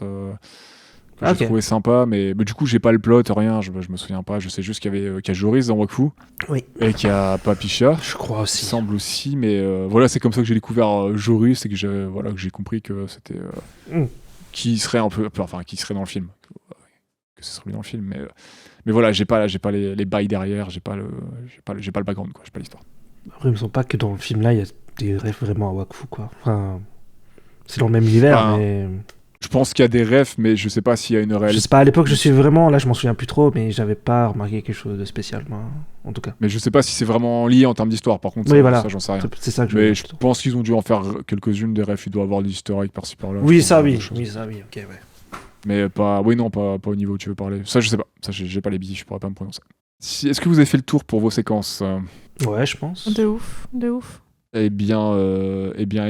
Moi, je vais prendre une des séquences qui se déroule juste avant la tienne, Claire. Le flashback de la mort de Jolis, qui se déroule pas mal d'années avant. Hein, donc, c'est dans le même style graphique que la séquence d'intro, qui est grave chouette, que j'aime beaucoup. Ouais. Qui tend vers un aspect peinture animée avec moins d'images par seconde et 100 lignes de contour pour délimiter les éléments à l'écran, par exemple. J'aime beaucoup cette proposition. Il y a le passé nous est compté, l'image est moins nette, la peinture se dilue comme les souvenirs que l'on garde en tête et qui s'estompent avec le temps. Oh, c'est beau. C'est beau, ce philosophe. Merci. Ouais, Mais le film, il commence avec une scène comme ça aussi. ouais. C'est ça, exactement. Tu sais bien décrire Romain. Moi, j'aurais juste dit c'est beau, mais j'aurais pas su dire enfin, je sais pas. Ah. Mais oui, je suis d'accord avec ce que tu dis. Merci, c'est très gentil. Quelle poète. Mais c'est souvent un procédé qui est utilisé au cinéma, d'avoir des images, même dans le live, des images animées, Oui. un côté conte, un peu estampé, un peu Oui. de peint, même Un par style exemple, graphique différent. j'avais pris l'exemple d'Harry Potter tout à l'heure quand je reparlais en off, où t'as ça quand ils reviennent sur les légendes de je sais plus quel personnage dans les Harry Potter, dans les derniers Harry Potter, à un moment il y a une histoire de je sais plus quel perso qui est raconté, il y a cet aspect animé, un peu livre et tout là. Si tu te souviens. Ah oui, le conte des reliques de la mort. Voilà, le conte des reliques de la mort, exactement. Ouais. Bah, il y a Moi, je pensais à Hellboy 2, par exemple. par exemple, exactement aussi, ouais. C'est ce genre de procédé pour te ramener un peu au conte, au passé, à l'histoire, et un peu au point de vue du perso, parce que t'es jamais trop sûr des fois de ce qui se passe dans un conte. Et là, par exemple, ça fait partie des souvenirs. T'as le point de vue de l'histoire globale au début du film qui se déroule quand on t'explique comment s'est créé un peu l'union entre un peu Jolis et comment il s'appelle, le Jaash. chevalier servant Jaash, merci. Et après, tu as le point de vue Lilith, bien après, durant donc, le flashback que j'évoque, qui, en fait, on se rend compte que c'est pas aussi noir ou blanc que ça. Que l'histoire est aussi souvent écrite par les gagnants. Comme disait Booba. Exactement. Voilà, de toute façon, Booba, c'est lui qui m'a soufflé cette réplique à l'oreille. Je me doute, il est là dans le salon. Dis boire un thé en tant que je finis l'épisode. Les vaincus écrivent, les vainqueurs racontent l'histoire. Plus exactement. Voilà. Exactement. De la quote. Et voilà, moi j'apprécie le perso de Julis, que ce soit son design, ses capacités, sa mise en scène. Cette séquence, je trouve, elle est tragique et elle rend bien hommage au perso. Elle gagne un peu plus de profondeur dans cette histoire. En plus de ça, moi je trouve le film beau et ces séquences de flashback sont un plus. Elles sortent un peu du lot, mais en restant homogènes avec la proposition graphique globale du film. Et ça fait des fonds d'écran très stylés et des moments très touchants dans le récit. Je dis ça parce que j'ai fait un screen littéralement, j'ai mis en fond d'écran. C'est vrai? Ouais. Oh non. Si, je vous montre. Ah ouais? Oh, ok. Il y a un plan qui est très chouette. Notamment, voilà, ce que j'ai mis en fond d'écran juste à ce moment-là, c'est un plan très chouette de Lilith qui s'envole avec sa robe blanche vers l'œuf qu'elle est censée garder. Voilà. Oui. Ouais, c'est lapsus. Lilith, Julis, elles partagent pas mal de points communs, ces deux entités. Et Julis vole et il y a la ville en fait, il y a la ville qui est en fond derrière, qui est dorée, qui est dans les couleurs or, dans les tons or, qui est magnifique. Du coup, j'ai trouvé cette scène super belle, donc j'ai fait un petit screen et hop, fond d'écran. Ah ouais. Voilà. Ok. Pour la petite histoire de mon fond d'écran actuel, si ça intéresse des gens. Pour revenir sur ce flashback, donc je disais qu'il y a des moments très touchants dans ce récit et d'ailleurs parlons un peu du récit. Puisque durant ce fameux flashback, dont on a enfin le point de vue de Julie sur ces événements tragiques qu'on nous a contés plusieurs fois et qu'on évoque plusieurs fois dans le film, et on y apprend qu'elle a tout perdu, justement, son foyer, l'amour, son fils, son âme sœur, donc, et sa vie, tout simplement. On découvre donc que Julie n'est pas si manichéenne que cela. On comprend que des personnes du pouvoir au pouvoir de la ville c'est Banta, voilà, la ville de Banta. Ces personnes n'ont finalement jamais accepté et qu'un complot s'est déroulé pour la faire passer pour l'ennemi et pour pouvoir ainsi s'en débarrasser facilement. Elle est laissée pour morte, agonisant dans les égouts de la ville. Son mari meurt, son fils lui sera pris. Toute de blanche vêtue depuis son unification avec Jaach, elle reviendra pour se venger en portant ses couleurs d'autrefois, arborant le pourpre, le bleu et un peu de noir. Et je trouve que sans pour autant justifier son comportement, on comprend pourquoi elle revient, avec une soif de vengeance insatiable, en voulant absorber une partie de la vie des habitants pour rendre la vie à son bien-aimé et reformer une famille avec Joris. Tout ça, elle l'a perdu à cause de la ville, finalement, dans laquelle elle s'était investie pour unifier sa ville à elle, parce qu'elle régit la ville de... Mince, j'ai fait la vanne tout à l'heure... Brakmar et Banta. Ça me fait penser, quand tu racontes comme ça me fait penser à la série WandaVision. Bref.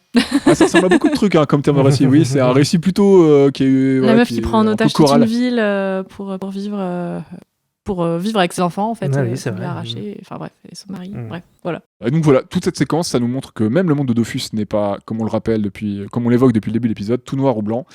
Je suis pas familier des intrigues du jeu, mais le film nous introduit des nuances, et même dans le jeu politique effleuré de ce premier opus, notamment les Upper Mage, qui me font penser à des Jedi bornés sur leur position, et qui n'ont de blanc que d'apparence par moment. Ah là là. Quand t'as dit Brakmar et Banta, je pensais à Bernard Bianca, mais c'est... C'est pas loin, hein. Ça se trouve, c'est un clin d'œil, hein. Après tout, c'est une rêve. C'est pas loin, hein. Bernard, Brakmar... D'ailleurs, les habitants de Banta, du coup, s'appellent les Bontariens, et je trouve ça drôle. Voilà. Plusieurs fois, ils disent Bontarienne, Bontariens. C'est à Marseille qui fait t'es Bontarien, toi. Non. Oui, ma gâté. J'allais dire, il y a. C'est SLH, le rappeur, là, qui est dans ton salon. SCH, ouais. Booba, SCH, dis donc, t'as tout le rap game dans ton salon. Il y a des HL dans ton salon. Ah ouais, mais moi, le rap game, tu me connais. Bah écoutez, moi j'ai fini ma séquence. Je sais pas si vous avez des petites choses à dire sur ce passage que moi je trouve vraiment incroyable. Je trouve que Julie en plus dedans, elle a une classe folle. Je trouve vraiment le perso vraiment très chouette. Ouais, je suis d'accord. Oui, c'est très chouette. Ouais. Vas-y. Non, je t'en prie. Non mais ouais. Voilà. Ah bah ok. Ça marche. On fait comme ça. Non, mais je trouve vraiment que les paintings de cette séquence sont Ouais. super beaux, comme les paintings de la séquence Ouais, d'intro. j'adore hein. la séance d'intro. Je trouve que voilà, ça rend super bien les persos. Il y a un beau choix de couleurs. Le compositing est magnifique aussi dans ces séquences-là. Tout le film est beau, hein, mais cet aspect peinture. Ouais, moi, je pense à l'aquarelle. rough, quoi. Je Ouais, sais pas c'est ça, si- moi aussi je pense Ouais, à ça. C'est legit. Ok. Ouais. Ok. Après, je sais pas, je m'y connais pas trop, mais j'ai pensé à ça aussi. Je pensais plus à de l'huile perso, mais à cause de la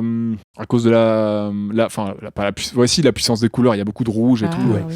Mais de la force des couleurs, de leur intensité, là où souvent l'aquarelle c'est peut-être un peu plus doux, mais ouais, je comprends. ce En que effet, vous un voulez peu dire. peinture en tout cas, ouais.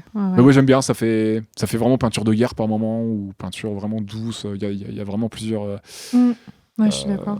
plusieurs intensités qui sont là, et plusieurs intentions, et ouais, j'ai vraiment trouvé ça super beau. Je suis d'accord. D'ailleurs, j'avais hésité à prendre la scène d'intro en séquence, mais comme j'ai vu que tu avais pris celle-là, je me suis dit, on va pas faire 2 scènes dans le même style. Mais la scène d'intro, je la trouve super, mais même au niveau... Enfin, en fait, je trouve ça assez inattendu comme début de film, tu vois, genre où on nous montre un peu ce qui pourrait être le récit classique d'une histoire dans un monde fantasy, tu vois, les deux mondes qui s'affrontent, le peuple plutôt dans la noirceur, le peuple sombre, tu vois, genre mené par Julitz contre Jaash, le peuple de lumière un petit peu, tu vois, genre les gentils contre les méchants, entre guillemets. Et le fait que, en fait, d'emblée, on nous montre qu'ils tombent amoureux, enfin, je trouve, il y a vraiment un truc qui vient casser tout de suite ce truc où tu dis, ah ouais, ok, surprenant. Et c'est joliment montré, en fait, je trouve, ce baiser qui sort de Je nulle suis part d'accord. au milieu de la baston, genre, tu fais, ok, genre, je m'y attendais pas. Et du coup, ta séquence, elle est vraiment belle, parce qu'en plus, c'est la première fois qu'on voit Julie. Ouais, c'est ça, tout de blanc vêtu, enfin, comme si d'un seul coup, tu vois, elle se sentait pure, enfin, je sais pas, comme si toute sa noirceur l'avait un peu quittée auprès de sa famille, auprès de son époux. Enfin, il y a un beau plan aussi où ils sont sur le bord du lit. Je crois qu'ils sont nus d'ailleurs, tu vois, genre, Ouais, oui. et puis il y a le bébé dans le Ouais, ils coffin. sont nus au bord du La lit. Joris dans le. Et il y a Joris, Ouais, c'est ça. Et j'ai trouvé cette scène très jolie. C'est juste avant qu'on voit l'œuf se faire dérober et que du coup, la scène que t'aimes bien où elle sort par la fenêtre dans la ville, là. Elle s'envole et Ouais, il y a vraiment des beaux moments poétiques et vraiment jolis à regarder. Ouais, donc franchement, c'est des belles scènes et ils ont eu une bonne idée pour ces séquences flashback avec ce style graphique très particulier qui vient se détacher du reste du film, quoi. Ouais. Je suis d'accord. Et ouais, elle portait le blanc depuis qu'elle s'était entre Mariée, guillemets, unie. ouais. Bon, ça fait un peu cliché, mais qu'elle s'était unie et mariée à j'oublie toujours son nom, à Jaash. Enfin, je crois que c'est Jaash. Jaash, c'est ça, ouais. Jaash. Ouais. Et du coup, ouais, elle avait. Tu peux voir aussi ce code couleur comme un apaisement finalement, parce qu'elle avait l'air en colère C'est ça. avant, et là comme un apaisement, une union, et une fois qu'elle perd tout, elle redevient ce qu'elle était. Ouais, elle retrouve sa noirceur, ouais. Et ouais, je me dis que peut-être, dommage, si on n'a jamais les suites, peut-être qu'on aurait eu quelque chose de... Je suis curieux, moi, je suis pas pour vous, mais je suis curieux, j'aurais été grave curieux d'avoir au moins la suite. Je sais pas si j'étais chaud pour une trilogie, un diptyque, moi, ça m'aurait largement convenu, mais j'aurais pas dit non pour En tout voir cas, la pour suite. une suite, j'aurais pas dit non. Mais sur Ouais. le- Ouais. De toute façon, là, en plus, ça s'appelle. C'est ça qui est dommage, ça s'appelle livre 1, mais en fait, t'auras jamais de livre 2, quoi. Bah oui. Je pense Bah ouais. difficilement, hein, ça me paraît compliqué, ouais. Voilà, ouais, ça fait quand même pas tout à fait 10 ans, mais... Ça fait 8 ans, je Bientôt, pense que quoi. les carottes sont cuites. Ouais. Après, si un jour ils Ouais. ont un projet, une chouette suite à proposer et qu'ils arrivent à le faire, Ouais, peut-être. Hein. moi perso. Après, je avec le les souhaite, Netflix, mais, tout ça, ils pourraient peut-être le faire. Hein. Mm. Je sais pas. Hein. Bah c'est ça, maintenant, avec les plateformes... Peut-être avec Apple Pourquoi ou pas je sais pas qui, mais Pourquoi Disney+, machin. Parce que ouais, c'est vrai que je peux comprendre la déception. C'est vrai quand on voit les making-of, ils se sont investis de ouf. Ouais. C'est ce qu'ils expliquaient un petit peu, que comparé à la série Wakfu, ils ont... qui apparemment qui est chouette aussi et tout, mais là, Mais ils il y a avaient un vraiment monstrueux. ils avaient vraiment un objectif de qualité, tu vois. Ils ont travaillé. Ils expliquaient que une séance de Wakfu, une séquence de Wakfu, ça leur prenait autant de temps, je sais plus quoi, à réaliser, tandis que une séquence, on va dire, de la même longueur sur le film d'Ofus, ça leur prenait genre une semaine de plus, je sais pas quoi. Donc vraiment, genre, ils se sont donnés à fond, je pense, toutes les équipes travaillaient d'arrache-pied. Donc c'est quand tu vois le résultat, peut-être que tu peux être déçu de te dire, bon ben, tout bad, enfin genre, on va peut-être pas essayer de réaliser un 2 si en fait le succès, du moins le film n'est pas reçu. Il est pas rentable, le film. Il est pas... Voilà, c'est ça, quoi. Donc, bon, je peux comprendre que ce soit compliqué de s'investir dans un livre 2. Mais c'est dommage, ouais, parce que Ouais. C'est vraiment un joli film et pareil, j'aurais pas dit non pour une suite, quoi. En fait, le problème, moi, je pense, c'est que ce film, il a touché les fans, mais il a pas touché le grand public, quoi. Voilà, il y a eu les fans qui ont été au début, et puis après, c'est tout, quoi. Et les enfants et tout, ils ont pas spécialement été le voir, je pense. Ils ont peut-être été le voir plutôt à Disney ou un truc comme ça, plutôt que ça, quoi. Ouais, et c'est dommage parce que regarde, c'est moi, dommage, hein. même je suis pas fan de Dofus et j'ai vraiment apprécié le film. Alors peut-être que la promo n'a pas suffisamment été faite auprès du grand public, ou alors du moins ça s'est vautré pour je sais pas quelle raison, et que tous les gens qui voyaient le film à l'affiche se disaient c'est juste un jeu, c'est juste un film adapté du jeu, je connais pas le jeu donc je vais pas aller le voir, ça va pas me parler. Ouais. Alors qu'en fait, ça peut parler à tout le monde, quoi. C'est ça qui est dommage. C'était pas assez vendeur. Je pense qu'on a fait un peu le tour pour nos séquences, tout ça. On peut peut-être passer au point perso si ça vous dit. Ouais. Allez. Je vous laisse commencer. Qu'avez-vous pensé des personnages globalement ? C'est cool. C'est très cool. Oui. Non mais vraiment. Ouais. Vas-y, pardon, excuse-moi. Moi ? Non mais. Je sais pas. Moi, s'il y a un truc qui m'a. Je voulais en parler, parce que je voulais parler d'un truc, c'est. Je trouve l'iconisation de Julie, c'est vraiment incroyable en fait. Quand elle arrive, tu sais, la scène où elle arrive dans la maison de Papicha, là, qu'elle défonce la porte et tout. Même quand elle arrive avant, il y a la cape qui flotte et tout. Je trouve qu'il y a vraiment un truc vraiment stylé, quoi, qui est vraiment, elle est menaçante et tout. Il y a un truc, je sais pas, j'aime beaucoup son iconisation, comment ils l'ont fait. Elle est vraiment, vraiment classe, quoi. Je suis d'accord. Là-dessus, ils ont vraiment mis ils ont mis les potards à fond et dès qu'elle arrive, qu'elle vole, qu'elle sort, qu'elle utilise ses pouvoirs, sa cape qui fait des mains, qui invoque des sortes d'épées, des lames noires. Enfin, c'est vraiment ultra stylé. Et dès qu'elle est à l'écran, elle a une aura de ouf. Il se dégage un truc. Enfin, ils ont vraiment. Elle a un super chara design. Même si elle fait un côté un peu. Femme fatale un peu classique, hein. C'est pour ça que je fais le lapsus avec Lilith d'ailleurs, hein, parce qu'il y a énormément de points communs avec ce personnage mythologique. L'aspect succube, tout ça, tu vois, l'aspect femme un petit peu fatale, qui va peut-être te détourner, le côté très sensuel, tout ça. Et, par exemple, que le personnage de Baccarat n'a pas du tout. Oui, elle fait beaucoup plus sage, candide, je dirais, quand Baccarat. Elle est beaucoup plus jeune aussi. Elle est candide, c'est un peu la mage de lumière sage, prude. Pas tant que ça finalement. C'est même étonnant qu'elle se prenne une caisse, tu vois. Oui, c'est ça. Oui, puis finalement elle casse son jeu alors que Lily se laisse exploser ses sentiments et sa colère, quoi. Ouais, moi je suis d'accord, et on voit vraiment beaucoup de personnages. D'ailleurs, j'ai trouvé ça cool, puis ils sont tous vraiment différents pour le coup, ils sont uniques. Ils ont chacun des personnalités et leur propre histoire, en fait, avec leur propre, leur raison d'avancer, de se battre, leur complexité. Ouais. Ils ont des arcs narratifs. Ouais. Ce que j'ai trouvé intéressant. Moi, j'avais un petit faible pour Lilotte. Oui. Et ils sont identifiables assez facilement. Oui, parce que même Can Carcass, il a son arc narratif dans le film, à la fin, etc.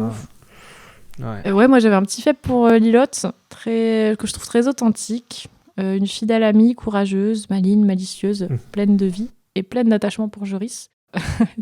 Je n'ai pas pu m'empêcher d'y penser, mais puisqu'on est dans les références à FMA, pour ceux qui se rappellent, Lilotte, c'est un peu une Nina réussie finalement. Mais bon, je troll, c'était un peu la séquence trauma de FMA. Ah, c'est la petite fille. C'est la chimère.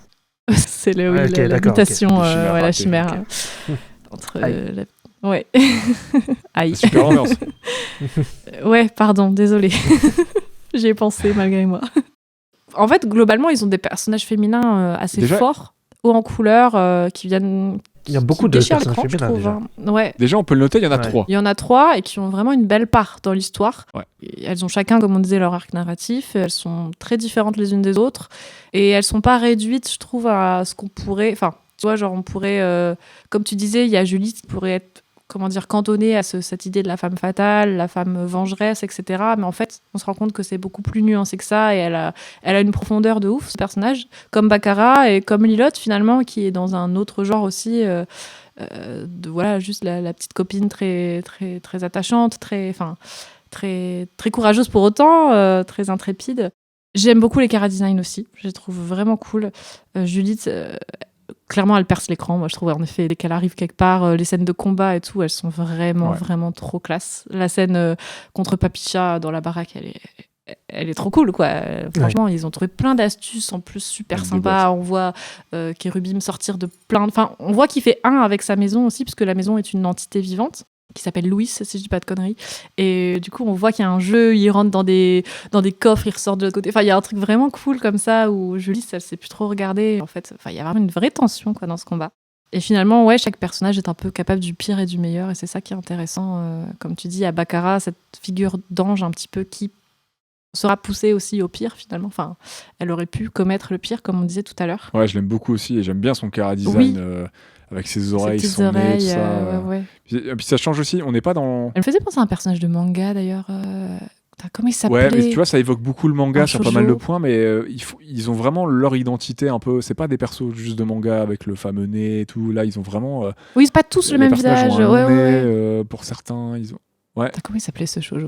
Ils ont vraiment des formes de visage variées, divers, avec leurs traits qui leur sont vraiment propres. Et du coup, ils sont vraiment Non, identifiables. quand même, ils ont un style à eux. Ils ont vraiment un style à eux. Mais qui est quand même très inspiré de l'animation Oui, japonaise. oui, Voilà. de ouf. C'est très inspiré, on est d'accord, mais, Ouais. mais tu vois que les personnages sortent du lot quand même. Oui, carrément. Du coup, qu'est-ce que j'avais noté? Ouais, Baccarat, personnage intéressant. Oui, parce qu'elle a un côté sombre, elle est rongée, en fait, finalement, elle aussi, par la colère, la vengeance. Mais elle est pleine de bon vouloir, elle vivra une grosse désillusion, donc, qui va la mener à boire comme un pot.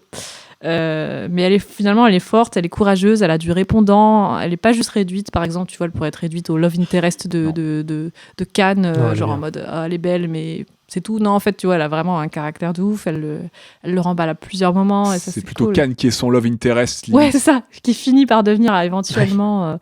Elle se laisse parfois émoustiller, mais finalement, elle reste quand même plutôt droite dans ses pompes jusqu'à la fin. Enfin, moi, du coup, Baccarat aussi, elle est cool. Ouais, elle maîtrise la situation, elle reste. Ouais, reste de maître ouf. tout ça, ouais. De ouf.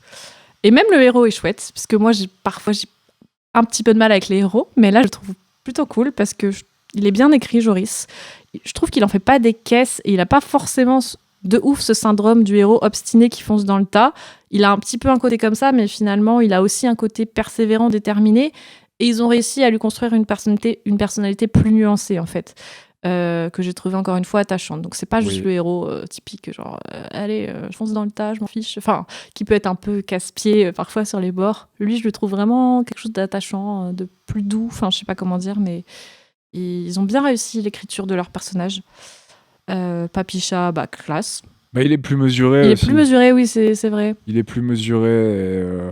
Il fait vraiment enfant pour le coup. Il fait son âge, ouais. De 8-9 ans et tu comprends ses écarts.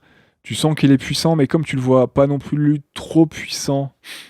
Déjà dans le film, oui. Je trouve que ça va, sa nuance. Et il a pas trop de comportement agaçant. Il se remet en question. Il Oui, sait qu'il a c'est dépassé trop les bornes au début mignon, avec Papicha et avec Lilotte, qui est sa petite sœur finalement. Donc il se dit ouais, en fait c'est moi qui ai été je me suis laissé emporter, mais c'est pas grave, j'ai juste été un sale con. Je vais, un sale con. J'ai été vraiment bête. Voilà, c'est pas grave, je vais me faire pardonner. Je vais ramener les petites friandises qu'ils aiment bien, et puis c'est tout. On pourra passer à autre chose. Et tu comprends qu'il était déçu parce que Papicha, oui, ça reste un enfant finalement. Absolument d'aller rencontrer son idole. Voilà, son idole, hein, son sportif, et que finalement, lui, il avait fait tout ce qu'il devait faire, il était OK, droit dans ses bottes, et finalement, non, il y a un imprévu, Papicha, il te dit pas c'est quoi parce qu'il peut pas te dire quoi, et finalement, c'est annulé, et tu sens sa déception, quoi. Ouais, c'est ouf. Mais tu le comprends, t'es pas en mode, mais quel blaireau ce gamin, non. De ouf. C'est pas un mauvais gosse, quoi. Ouais, c'est ça, il réagit de manière normale, finalement. Ouais, c'était son rêve et tout, quoi. Ouais. J'étais même plus du côté de Joris que du côté du chat. Bah oui, c'est vrai. Tu te mets à sa place, tu te dis ouais, je comprends, moi aussi je serais déçu. C'est surtout qu'il comprend pas vraiment pourquoi que Papicha n'a pas encore eu l'occasion de lui expliquer. Puis après, il fait quand même un geste, il va acheter des croquettes et des. Voilà, et alors, un petit os. Oui, c'est mignon. Non, franchement, c'est un personnage très chouette. Globalement, ils sont tous chouettes, en fait. Enfin, Papicha, il est trop classe. Son frère Hatcham, moi, il m'a beaucoup touché. Son arc narratif m'a touché. Il y a juste Cannes qui est grave relou, comme on disait. Mais finalement, moi, je trouve qu'il avait été écrit un peu dans ce but. Il tape sur les nerfs et finalement, il aide parfois, malgré lui, à dédramatiser certaines scènes, puisque finalement, ça mène à des scènes un petit peu ridicules, un petit peu cocasses, qui parfois font marrer, enfin, qui viennent apporter un peu de légèreté parfois. Même si c'est vraiment un gros relou, je suis d'accord. Moi, je l'ai plus vu en tant que tel et je me suis pas dit genre il est réussi à conquérir Baccarat, tu vois. Moi, je l'ai juste vu se faire un petit peu remettre à sa place tout du long. Alors oui, parfois elle est un peu Émoustillé. séduite malgré elle, mais finalement avec la scène post-générique, ça m'a fait marrer en mode non, mais en fait pas du tout. Je croyais que j'allais mourir, donc j'ai dit oui, mais en vrai je n'ai jamais fait un date avec toi. Et du coup j'ai trouvé ça drôle.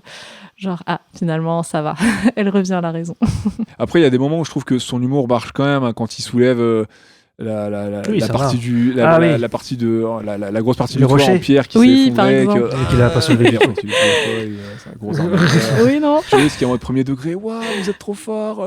Oui, alors que Baccarat, littéralement, après, enlève une Ouais. pierre de 1000 tonnes qui est écrasée à Cham. Et elle, pour le coup, c'est vraiment elle qui réalise Alors que c'est un gros cet escroc, exploit. quoi. Grâce à la magie, mais c'est une magicienne, c'est OK. Que lui, non, c'est juste un gros naze qui est juste dans les apparences. Et voilà, c'est tout, quoi. Mais voilà, il y a des moments où quand même, voilà, ça fait comme un petit peu mouche et avec le décalage qu'il a avec Joris. Et... Ouais, il a quand même une évolution à la fin, voilà. Avec Marlene, là, il devient plus sympa et tout, alors qu'à la base, il le traite comme une merde au tout début et tout, là. Donc, De ouf. bon, il devient un peu plus sympa à la fin, Khan. Mais bon, c'est juste la morale qu'il amène. Moi, Même je suis en si, mode, du coup, ouais, c'est... Ouais. Ouais. C'est un peu gâché dans la scène post-générique aussi, du coup, parce que, Oui. pareil, il lui dit genre, mais non, jamais. Machin, Oui, c'est et tout. vrai, ouais. C'est vrai. Je me dis, bon, c'est dommage d'essayer de... Oui. On a cru que peut-être il avait genre une once d'émotion, ça y est, il s'était rendu compte que peut-être, voilà, c'est bien d'être humain parfois. En fait, non, ça reste un gros connard. Bon, bah, c'est OK. Moi, j'aime notamment beaucoup la première escarmouche entre Baccarat et Julis, qui est dans la maison de Papicha, là, quand ça s'affronte Ah pour oui. la première fois et Baccarat sort une sorte d'épée de lumière après avoir balancé des orbes magiques, des sphères magiques, et d'un coup elle sort une épée, une lame, et je me dis, oh, c'est Ouais. trop classe. Bon, elle est stoppée net 3 secondes après, hein. Il y a un gros écart de niveau entre les deux personnages, mais j'aime Mais beaucoup elle cette va, petite quoi. séquence. Elle est trop stylée, Ouais. il se passe un truc vraiment bien, et tu fais, ok, d'accord, ça déconne pas, on n'est pas là pour. Ils sont en Kama n'est pas là pour coller les gommettes, ça va être stylé. Et, Et les effectivement, meufs c'est non stylé. plus. Et c'est cool. C'est pas de la poudre de perlimpinpin. Je pense qu'on va passer les thématiques parce que on les a déjà bien abordées en vrai. Je pense qu'on a fait le tour pour les persos. Oui. On peut parler vite fait d'une des thématiques Oui. qu'on a assez peu abordées. C'est l'amour. Donc Claire voulait nous Ah parler. non, mais je trouve ça bien de... Claire va nous parler de Love. Je suis fier d'avoir dans la... Pardon. Quoi Les Poetic Lovers, vous connaissez pas? Ah non. Ah, Je suis fier d'avoir ton love. Et toi, Oh. hein oh, merde. Pas mal. Mais ouais, parlons de Love un petit peu, hein, parce qu'il n'y a pas que la Oui, il y a bagarre, pas que il y la a aussi bagarre. le Love, hein, dans Il y a l'histoire. aussi le love et sous toutes ses formes. Donc il y a le love romantique, familial, relationnel, amical, universel. Je trouve que le film il sait nous montrer que l'amour c'est pas juste une romance sur fond de guitare sèche sous la pluie. Des fois, la guitare sèche, c'est C'est Last of Us autrement aussi, bien des plus fois, c'est pas complexe, toujours- parfois sombre. C'est vrai, c'est vrai. Des fois c'est pas Pas que de déplaisant l'amour, non hein, plus. la Mais guitare sèche. hein. c'est pas que ça. Moi, je vais dire, c'est une balle perdue pour Kenji Gira qui est gagné. Mais Oui, bon. aussi, ouais. Ah ouais, lesbienne est en paix, ok. Je dis pas que c'est pas bien, mais c'est bien de montrer que l'amour c'est pas que ça. Et que des fois, bah, Non, mais t'as raison. ça peut être très complexe, parfois sombre, fou, même tortueux, comme on peut le voir avec l'amour de Julis. Il est parfois inexplicable, il s'impose de lui-même, parfois subtil, parfois pas du tout. Voilà, Cannes CF, représente quoi. les nouilles en Cannes. slip de Cannes. Exactement. Il est un sentiment qui nous touche tous d'une manière ou d'une autre. Et finalement, c'est pas que les gentils, hein, hashtag guillemets, quoi, qui le ressentent et le partagent. C'est pour ça qu'il existe sous plein de formes différentes. Et je trouve que le film l'aborde bien, finalement. On pourrait même dire que c'est un film qui parle d'amour. Enfin, moi, je trouve, sous toutes Ouais. ses formes et de manière globale et complexe. Et j'ai aimé ça. Parce que moi, j'aime bien l'amour. Voilà. Ouais, parce que mine de rien, c'est ce qui permet la paix au début du récit, c'est ce qui va permettre aussi à Joris de naître, hein, c'est ce qui va permettre aussi à Joris de retrouver un foyer adoptif plutôt chouette, c'est ce qui va permettre qu'il ait une sœur aussi adoptive, enfin c'est vraiment lié à plein de choses, et c'est un des cœurs du récit sous Ouais, finalement, c'est ce qui va l'amour sous déclencher toutes ses formes finalement, ouais. les entreprises, l'entreprise cruelle de Julis, mais c'est aussi ce qui va permettre sa résolution finalement. Enfin, c'est là où on voit Ouais. que l'amour est très complexe et passe par plein de phases différentes. Bien sûr, là, ça prend des proportions énormes. On est dans un monde de fantasy, tout ça, mais je trouve ça chouette de l'amener comme ça. C'est bien utilisé, c'est polyforme, c'est polymorphe. On va plutôt dire polymorphe, polyforme. C'est l'amour. Et ouais, non, ça fait partie, je trouve, des thématiques bien abordées dans le film. Pas juste on a calé de l'amour, et là c'est bien utilisé, c'est bien ancré dans le récit. Et ouais, bon, voilà, je pense que j'ai rien d'autre à ajouter globalement. Voilà. Je vais broder par les heures sinon. Ouais. L'amour et la famille, c'est le principal C'est le sang. de ce film. Oui. C'est le sang, le Mais JCLS. ouais, Exactement. Sur ce, on va passer à la partie technique et anime. Je n'aurais pas mieux pour conclure cette thématique. Un band organisé. Alors, si je ne me trompe pas, si j'ai bien checké les making-of et si mes yeux ne me jouent pas de tour, après, j'ai fait que les infos que j'avais. Le film serait en complète anime 2D, donc traditionnel, en numérique mais traditionnel. Je crois avoir vu TV Paint passer dans les making-of. J'ai vu des trucs en 3D, moi. T'as vu des éléments 3D? Parce que moi, oui. je crois qu'il y a de la simulation, un peu de la fausse 3D, tout ça, mais je me souviens Je pas serais avoir vu incapable d'éléments de 3D. En tout cas, il y en a très peu, je crois, si c'est le cas. Il y a un moment où ça tourne autour du Colisée, là. Enfin, autour du stade. Ouais. Je sais pas si c'est Ouais, la- possible. Je sais plus ça. Ouais, je sais plus ça. Après, moi, des éléments que j'ai trouvés, mais il y a peut-être un peu de 3D, mais en tout cas, ouais, c'est principalement, on va dire, au moins pour Oui. être sûr, principalement de l'anime 2D. Il y a peut-être Ouais. des éléments 3D. On a, alors, à la direction de l'animation, on a Yoshimichi Tamura. D'ailleurs, je crois que lui a travaillé sur plusieurs Disney. Oui, apparemment, c'est un grand monsieur quand même de l'animation qui a un beau parcours. Ils étaient assez contents de l'avoir à la direction de l'animation sur ce film-là. Oui. Plutôt contents et honorés, quoi. Ouais, ils étaient plutôt fiers. À la direction d'animation numérique, on a Christophe Bultel. À la direction artistique, on a Xavier Houssin. On va être d'accord, hein, le film est magnifique. Il est très joli. Et beau, ouais. Merci Xavier Houssin. Merci, monsieur Houssin. Précisément. Très sobrement. Merci Xav. Ça se trouve, il va écouter le podcast. Il va dire de rien, les mecs. Ouais, gros taf apporté sur les visuels du film. Bon, moi j'ai déjà dit que je trouvais ça ouf. Vous aussi. Non, mais oui, c'est vrai. Non, Bon, mais On ira très loin. ouais, les décors sont canons. Enfin, moi, je trouve les décors fantastiques. Ils parlent un peu de leur taf sur les décors dans les making-of et Ouais. ils sont fiers de Banta et je trouve que Banta est très stylé. D'ailleurs, big up au plan peint dans le flashback de Joji, ce que j'évoquais tout à l'heure, hein, quand Banta est couleur or avec le super compositing, avec l'effet painting et tout, hein, mon fameux fond d'écran. Il y a beaucoup de soins apportés sur l'anime. Je trouve que l'anime est vraiment très très bien. C'est fluide, c'était un plaisir à regarder techniquement parlant. Ça fait pas tout, mais quand ça c'est bien fait, c'est déjà vraiment appréciable et ça, je trouve, ça aide à suivre aussi le récit et à être dans l'histoire quand c'est bien fait et tu sens l'envie de bien faire Oui, derrière. carrément. Tu sens que c'était vraiment important pour eux de porter ce projet, je pense. Et ouais, le résultat est à la hauteur. C'est vraiment beau, quoi, à regarder. Ouais, franchement, je pense qu'Ankama peut être très fier. Vraiment, tous les gens qui ont travaillé sur le film, je pense qu'ils peuvent être très fiers du film. C'est vraiment grave cool.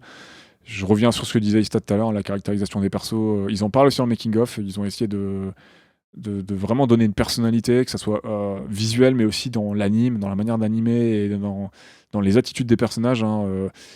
Ils disaient qu'ils avaient beaucoup été appuyés par le directeur de l'animation que j'évoquais plus tôt, Yoshimichi Tamura, qui les a vraiment aidés à permettre une identification et à donner une personnalité aussi. Oui, et Alors, pas que au différents niveau du protagonistes. design, mais au niveau de la personnalité, ce qu'on va voir à l'écran. Voilà. En effet, parce qu'il faut que ça suive du coup avec leur personnalité. Et c'est que c'est malin tous les trucs où ils expliquaient que Joris, il est toujours speed, il court partout et tout. Et c'est vrai qu'en fait, ça fait partie de sa personnalité un petit peu vive, comme ça, très dynamique. Et ça aide pour nous à le caractériser en tant que tel, de voir comment il fonctionne, comment il bouge, comment il réagit dans l'univers, quoi. Et c'est vrai que ça marche parce que je trouve que chaque perso est facilement identifiable. Et malgré que des fois on va voir Joris il est unique, c'est le seul que tu vois comme ça. Mais par exemple, on peut voir d'autres mages qui ressemblent un peu à Baccarat, tout ça. Mais qui ont même les oreilles bleues là. Ouais.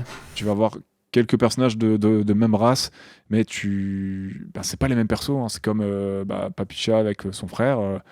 C'est pas les mêmes chats du tout. Non, il y en a qui n'ont pas de poils. Ils ont pas du tout le même chara design, donc Oui. ils sont identifiables tout de suite. Ils vont pas parler de la même manière, ils sont pas animés pareil. Et c'est bête à dire, mais ça marche très très bien. Quand on nous le dit, quand on y pense, on se dit oui, c'est évident, mais voilà, c'est agréable à regarder. Et on sent que le film est ambitieux visuellement, le pari est réussi, je trouve. Et pour finir, un autre bon point, même si je l'ai déjà un peu évoqué, c'est le Ouais, c'est compositing. L'utilisation de la lumière est vraiment bien. Il y a une très belle intégration des personnages dans le décor. La composition, elle est unie. Les personnages ne détonnent pas avec le fond. Ça aussi, ils assistent un tout petit peu là-dessus dans le Ouais, making-of. c'était un Ils disent que challenge, ça a été ouais, important ouais. pour eux. Ils étaient contents d'avoir réussi à intégrer les personnages.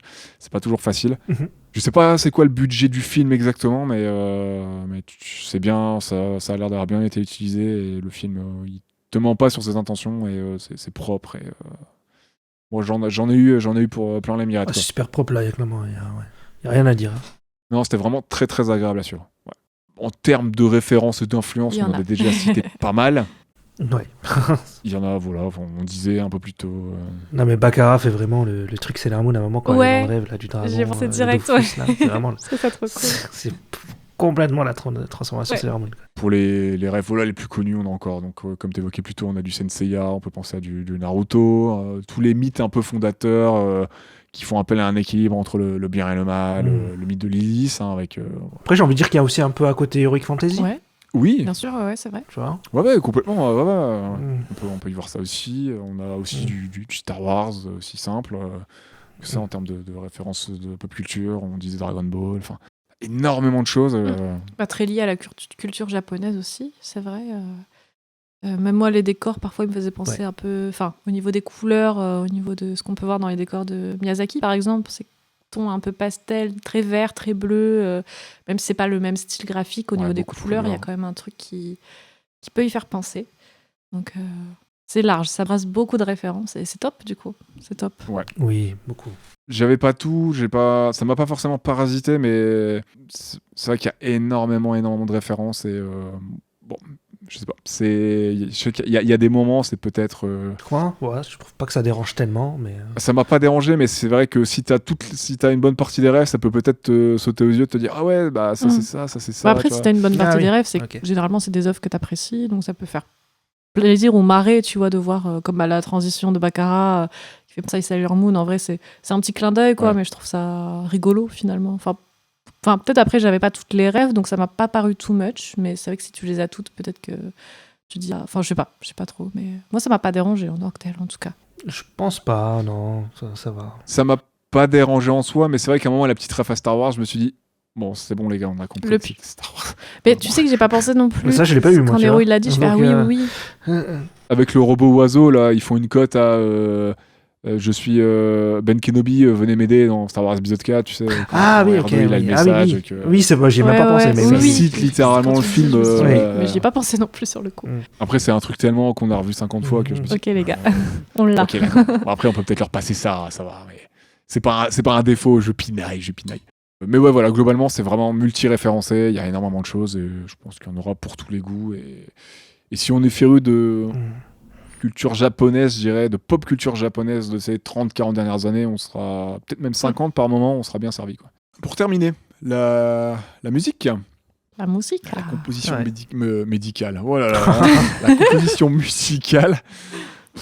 Je sais pas où je vais avec tout ça. On la doit à Guillaume Houzé, qui est un compositeur français connu pour son travail sur la série Wakfu ou Mutafukaz le film. La BO a été orchestrée par Laurent Juillet et jouée par l'Orchestre National de Lille. Ça avait fait un peu de bruit aussi. Ils en avaient parlé un petit peu à Lille de cet événement. Ah bah, tu m'étonnes. Et aussi joué par le Star Pop Orchestra, dirigé par Julien Leroy, qui est un orchestre c'est assez récent, je crois que ça a une bonne grosse dizaine d'années, peut-être 15 ans, qui est spécialisé dans des concerts de musique de pop culture, du coup. Ok, stylé. Ok. Et qu'avez-vous pensé de la composition du film, la composition musicale du film? Perso, j'ai trouvé chouette. En vrai, j'ai trouvé bien timé, bien rythmé. Parce que je trouve qu'ils savent ils savent quand bien souligner les moments avec une musique forte, épique, ou plus douce, ou plus combative durant les scènes de combat. Ou au contraire, quand s'effacer pour ne laisser que l'émotion pure du moment. Par exemple, moi, les moments de silence, ils m'ont vraiment marqué. Et je trouve ça bien que ça fasse partie aussi de la BO, parce que je trouve ça très malin, en fait, de savoir quand accentuer ou non la puissance du coup émotionnelle de certaines scènes avec la musique ou avec des silences. Et globalement, j'ai trouvé que c'était, comme tu aimes bien dire, de bonne facture. Allez. Genre les musiques épiques sont cool, les musiques un peu plus dark sont cool, plus douces aussi. Enfin, je sais pas. Moi, j'ai trouvé que c'était des jolies compositions orchestrales. Enfin, je sais pas. C'est pas que ça me reste en tête, mais quand je vois le film, je trouve que ça marche bien. Ça marche bien et voilà. Bah, je suis d'accord. Moi, j'ai bien aimé la musique durant le film. J'ai trouvé ça très chouette. Il n'y a pas de morceaux qui m'ont marqué. J'avais pas de morceaux en tête après avoir terminé le film. Mais en réécoutant la BO, c'était plutôt agréable. Je l'ai encore en fond, là, vraiment en filet sonore pour l'écoute du podcast. Je l'ai réécouté un peu cet après-midi. Il y a 28 morceaux. Hein. Guillaume Houzé, il a été productif, hein, la vache. Je la trouve très sympa. Il y a vraiment des morceaux. Il y a des morceaux épiques, des morceaux enjoués, des morceaux un peu plus mélancoliques. Il y en a vraiment pour toutes les panels émotionnels. Pour c'est ça, pour toute la palette plutôt, pas le panel, mais toute la palette émotionnelle. Il y a quand même des petits thèmes qui reviennent régulièrement. Et à force de les écouter, tu peux les avoir en tête, qui est plutôt sympa. Je crois qu'il y a un thème, le thème de Julie, je crois, quand il revient, il est très cool. Ouais, bah globalement, voilà, j'ai pas la musique en tête forcément en dehors du film, mais c'était sympathique de réécouter, de réécouter l'album, toute la compo, toute la BO en dehors du film, et je pense que je la réécouterai un peu pour voir, je l'ai pas des masses écouté, je l'ai beaucoup moins en tête que d'autres BO que j'avais déjà pas mal écouté de certains films qu'on avait déjà fait dans le podcast, hein, donc... Mais je pense que je pourrais la réécouter avec plaisir et je pourrais très bien la mettre dans une petite playlist que j'écouterai de temps en temps. Franchement, sans aucun souci. Ouais, très très sympa. Ça me donne même envie du coup de réécouter la BO de Moutafoukaz que j'avais jamais réécouté. J'ai jamais réécouté après avoir vu le film. Je me dis que il y a peut-être des choses qui vont me parler et me dire ah ouais, ça c'était chouette et tout. Et, ouais. Je me souviens plus non plus. Enfin, globalement du film, puisqu'on l'a vu il y a longtemps. Mais faudrait que je le revoie à l'occasion. Toi, Ista? Bah, moi, j'ai pas grand chose à ajouter en fait. Pour moi, ça peut faire un peu la même chose. En fait, j'ai pas vraiment de thèmes qui me sont ressortis là. Je me souviens plus du tout de la musique en vrai. Sur le coup. Mais il me semble qu'elle était plutôt fonctionnelle. Elle marchait bien sur les moments épiques, sur les moments tristes et tout. Ça marchait bien dans le film. Mais en dehors du film, j'ai rien retenu en vrai. Après, il y a beaucoup de zik aussi. Il y a pas forcément. Il y a certains films où il y a un thème qui va revenir régulièrement. Du coup, tu vas te dire. Il y a des thèmes très variés. Ouais. Et là, il y a pas ça. Je suis d'accord.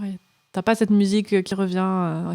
Il y a quelques moments qui reviennent comme ça, qui se répètent dans le film comme un refrain, mais ouais, comme il y a beaucoup de morceaux divers et variés, c'est vrai qu'il y a peut-être aussi... c'est assez dense musicalement, je trouve. Mais ouais, je suis d'accord. Ouais. Très, très fonctionnel, ça marche très bien dans le film. Et ouais, il y a des séquences qui déboîtent. Il n'y a pas de faute de goût ou quoi, tu vois. Tout va très bien, mais il n'y a pas de truc qui ressort non plus.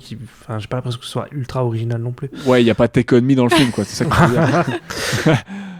Petit ref à un film récent. Non, il n'y a pas I Need a Hero, il n'y a pas non plus. Ouais, ce genre de truc, quoi. Voilà, tu n'as rien à foutre là, mais voilà. Les mettre là. Histoire de bien casser I Need a Hero, elle est dans 3 films là récents. Ah oui, carrément. Mois, l'enfer. Ok. Ouais. Faut interdire cette musique. Shazam, Mario et Tetris. Voilà. Ok, genre ils se sont passés le mot, ça se passe comme. Il y avait qu'une chanson de dispo. Je sais pas. J'avoue. C'est très étrange. Je trouve ça un peu bête. Moi, ça me parle pas. C'est pas un truc que j'aime bien. J'aurais une genre de zik dans Dofus. Je trouve que ça aurait cassé le délire. Entre les autres très chansons, beaucoup plus orchestrales. Enfin, ça aurait été trop bizarre. Enfin, à part pour souligner un moment rigolo ou quoi que ce soit, mais. Ouais. Je pense qu'on a fait le tour pour le film avant qu'on digresse déjà un peu trop. Quelque chose à ajouter? Non. Bon appétit. Bon appétit. N'hésitez pas à vous abonner et à partager nos épisodes, notre podcast sur les différents réseaux sociaux. Vous pouvez nous suivre via @StopMotionPod sur Twitter, Instagram et Facebook. Vous pouvez également nous suivre. C'est bon, c'est la débandade ce soir. Vous pouvez également nous soutenir en nous mettant 5 étoiles sur Apple Podcast et Spotify. Le prochain épisode du thème et 3e épisode du thème Pixel Art, ça n'a pas changé. On va pas vous le dire puisque nous ne savons pas nous-mêmes. Enfin, on a toujours le choix entre quelque chose et Pokémon. Pokémon, le film, le premier, donc The Movie. Mewtwo contre-attaque. Qui en 98, voilà. Et exactement. Sous-titré Mewtwo contre-attaque en France. Et le film. Fate Stay Night, Evansfield, Prejudice of the Machin Flowers. Oh, pas mal. Pas loin. Donc on va le rappeler, donc Fate Stay Night, Heavensfield, I, Presage Flower, donc voilà c'est ça, sorti en 2017. Donc toujours le choix entre ces deux films. On laisse encore quelques temps courir Allez, le votez. vote. Il y a eu assez peu de votes Allez, pour l'instant, donc on va le laisser courir un peu. N'hésitez pas à aller voter si vous avez une préférence pour l'un des deux. C'est gratuit, c'est ouvert à tout le monde. On va reposter les liens pour le vote qui sont sur YouTube. Ils vont être sous l'épisode sur SoundCloud. Je sais pas si ça sera sur Spotify, il faudra qu'on vérifie. Peut-être qu'on va le remettre sur Twitter, etc. Voilà, donc n'hésitez vraiment pas. Et n'hésitez pas aussi à aller faire un petit tour du côté Ultimate, notre émission sur les séries d'animation. C'était cool de découvrir Dofus, c'était chouette. Oui. Je pense que les copains en valident tous le film. C'est validé. C'est Eh validé. bien, merci de nous avoir écoutés. Faites gaffe à vos nouilles dans vos Ça fait penser à pantalons. Kung Fu Panda. Bonne partie de Bouffe-Tout. Bouffe-Ball, ouais. De Bouffe-Ball à ceux qui... Bourbol. Et de Dofus à ceux qui vont en faire. Et on se dit à très vite et ciao. Ciao. Ciao à Bouffe, gars.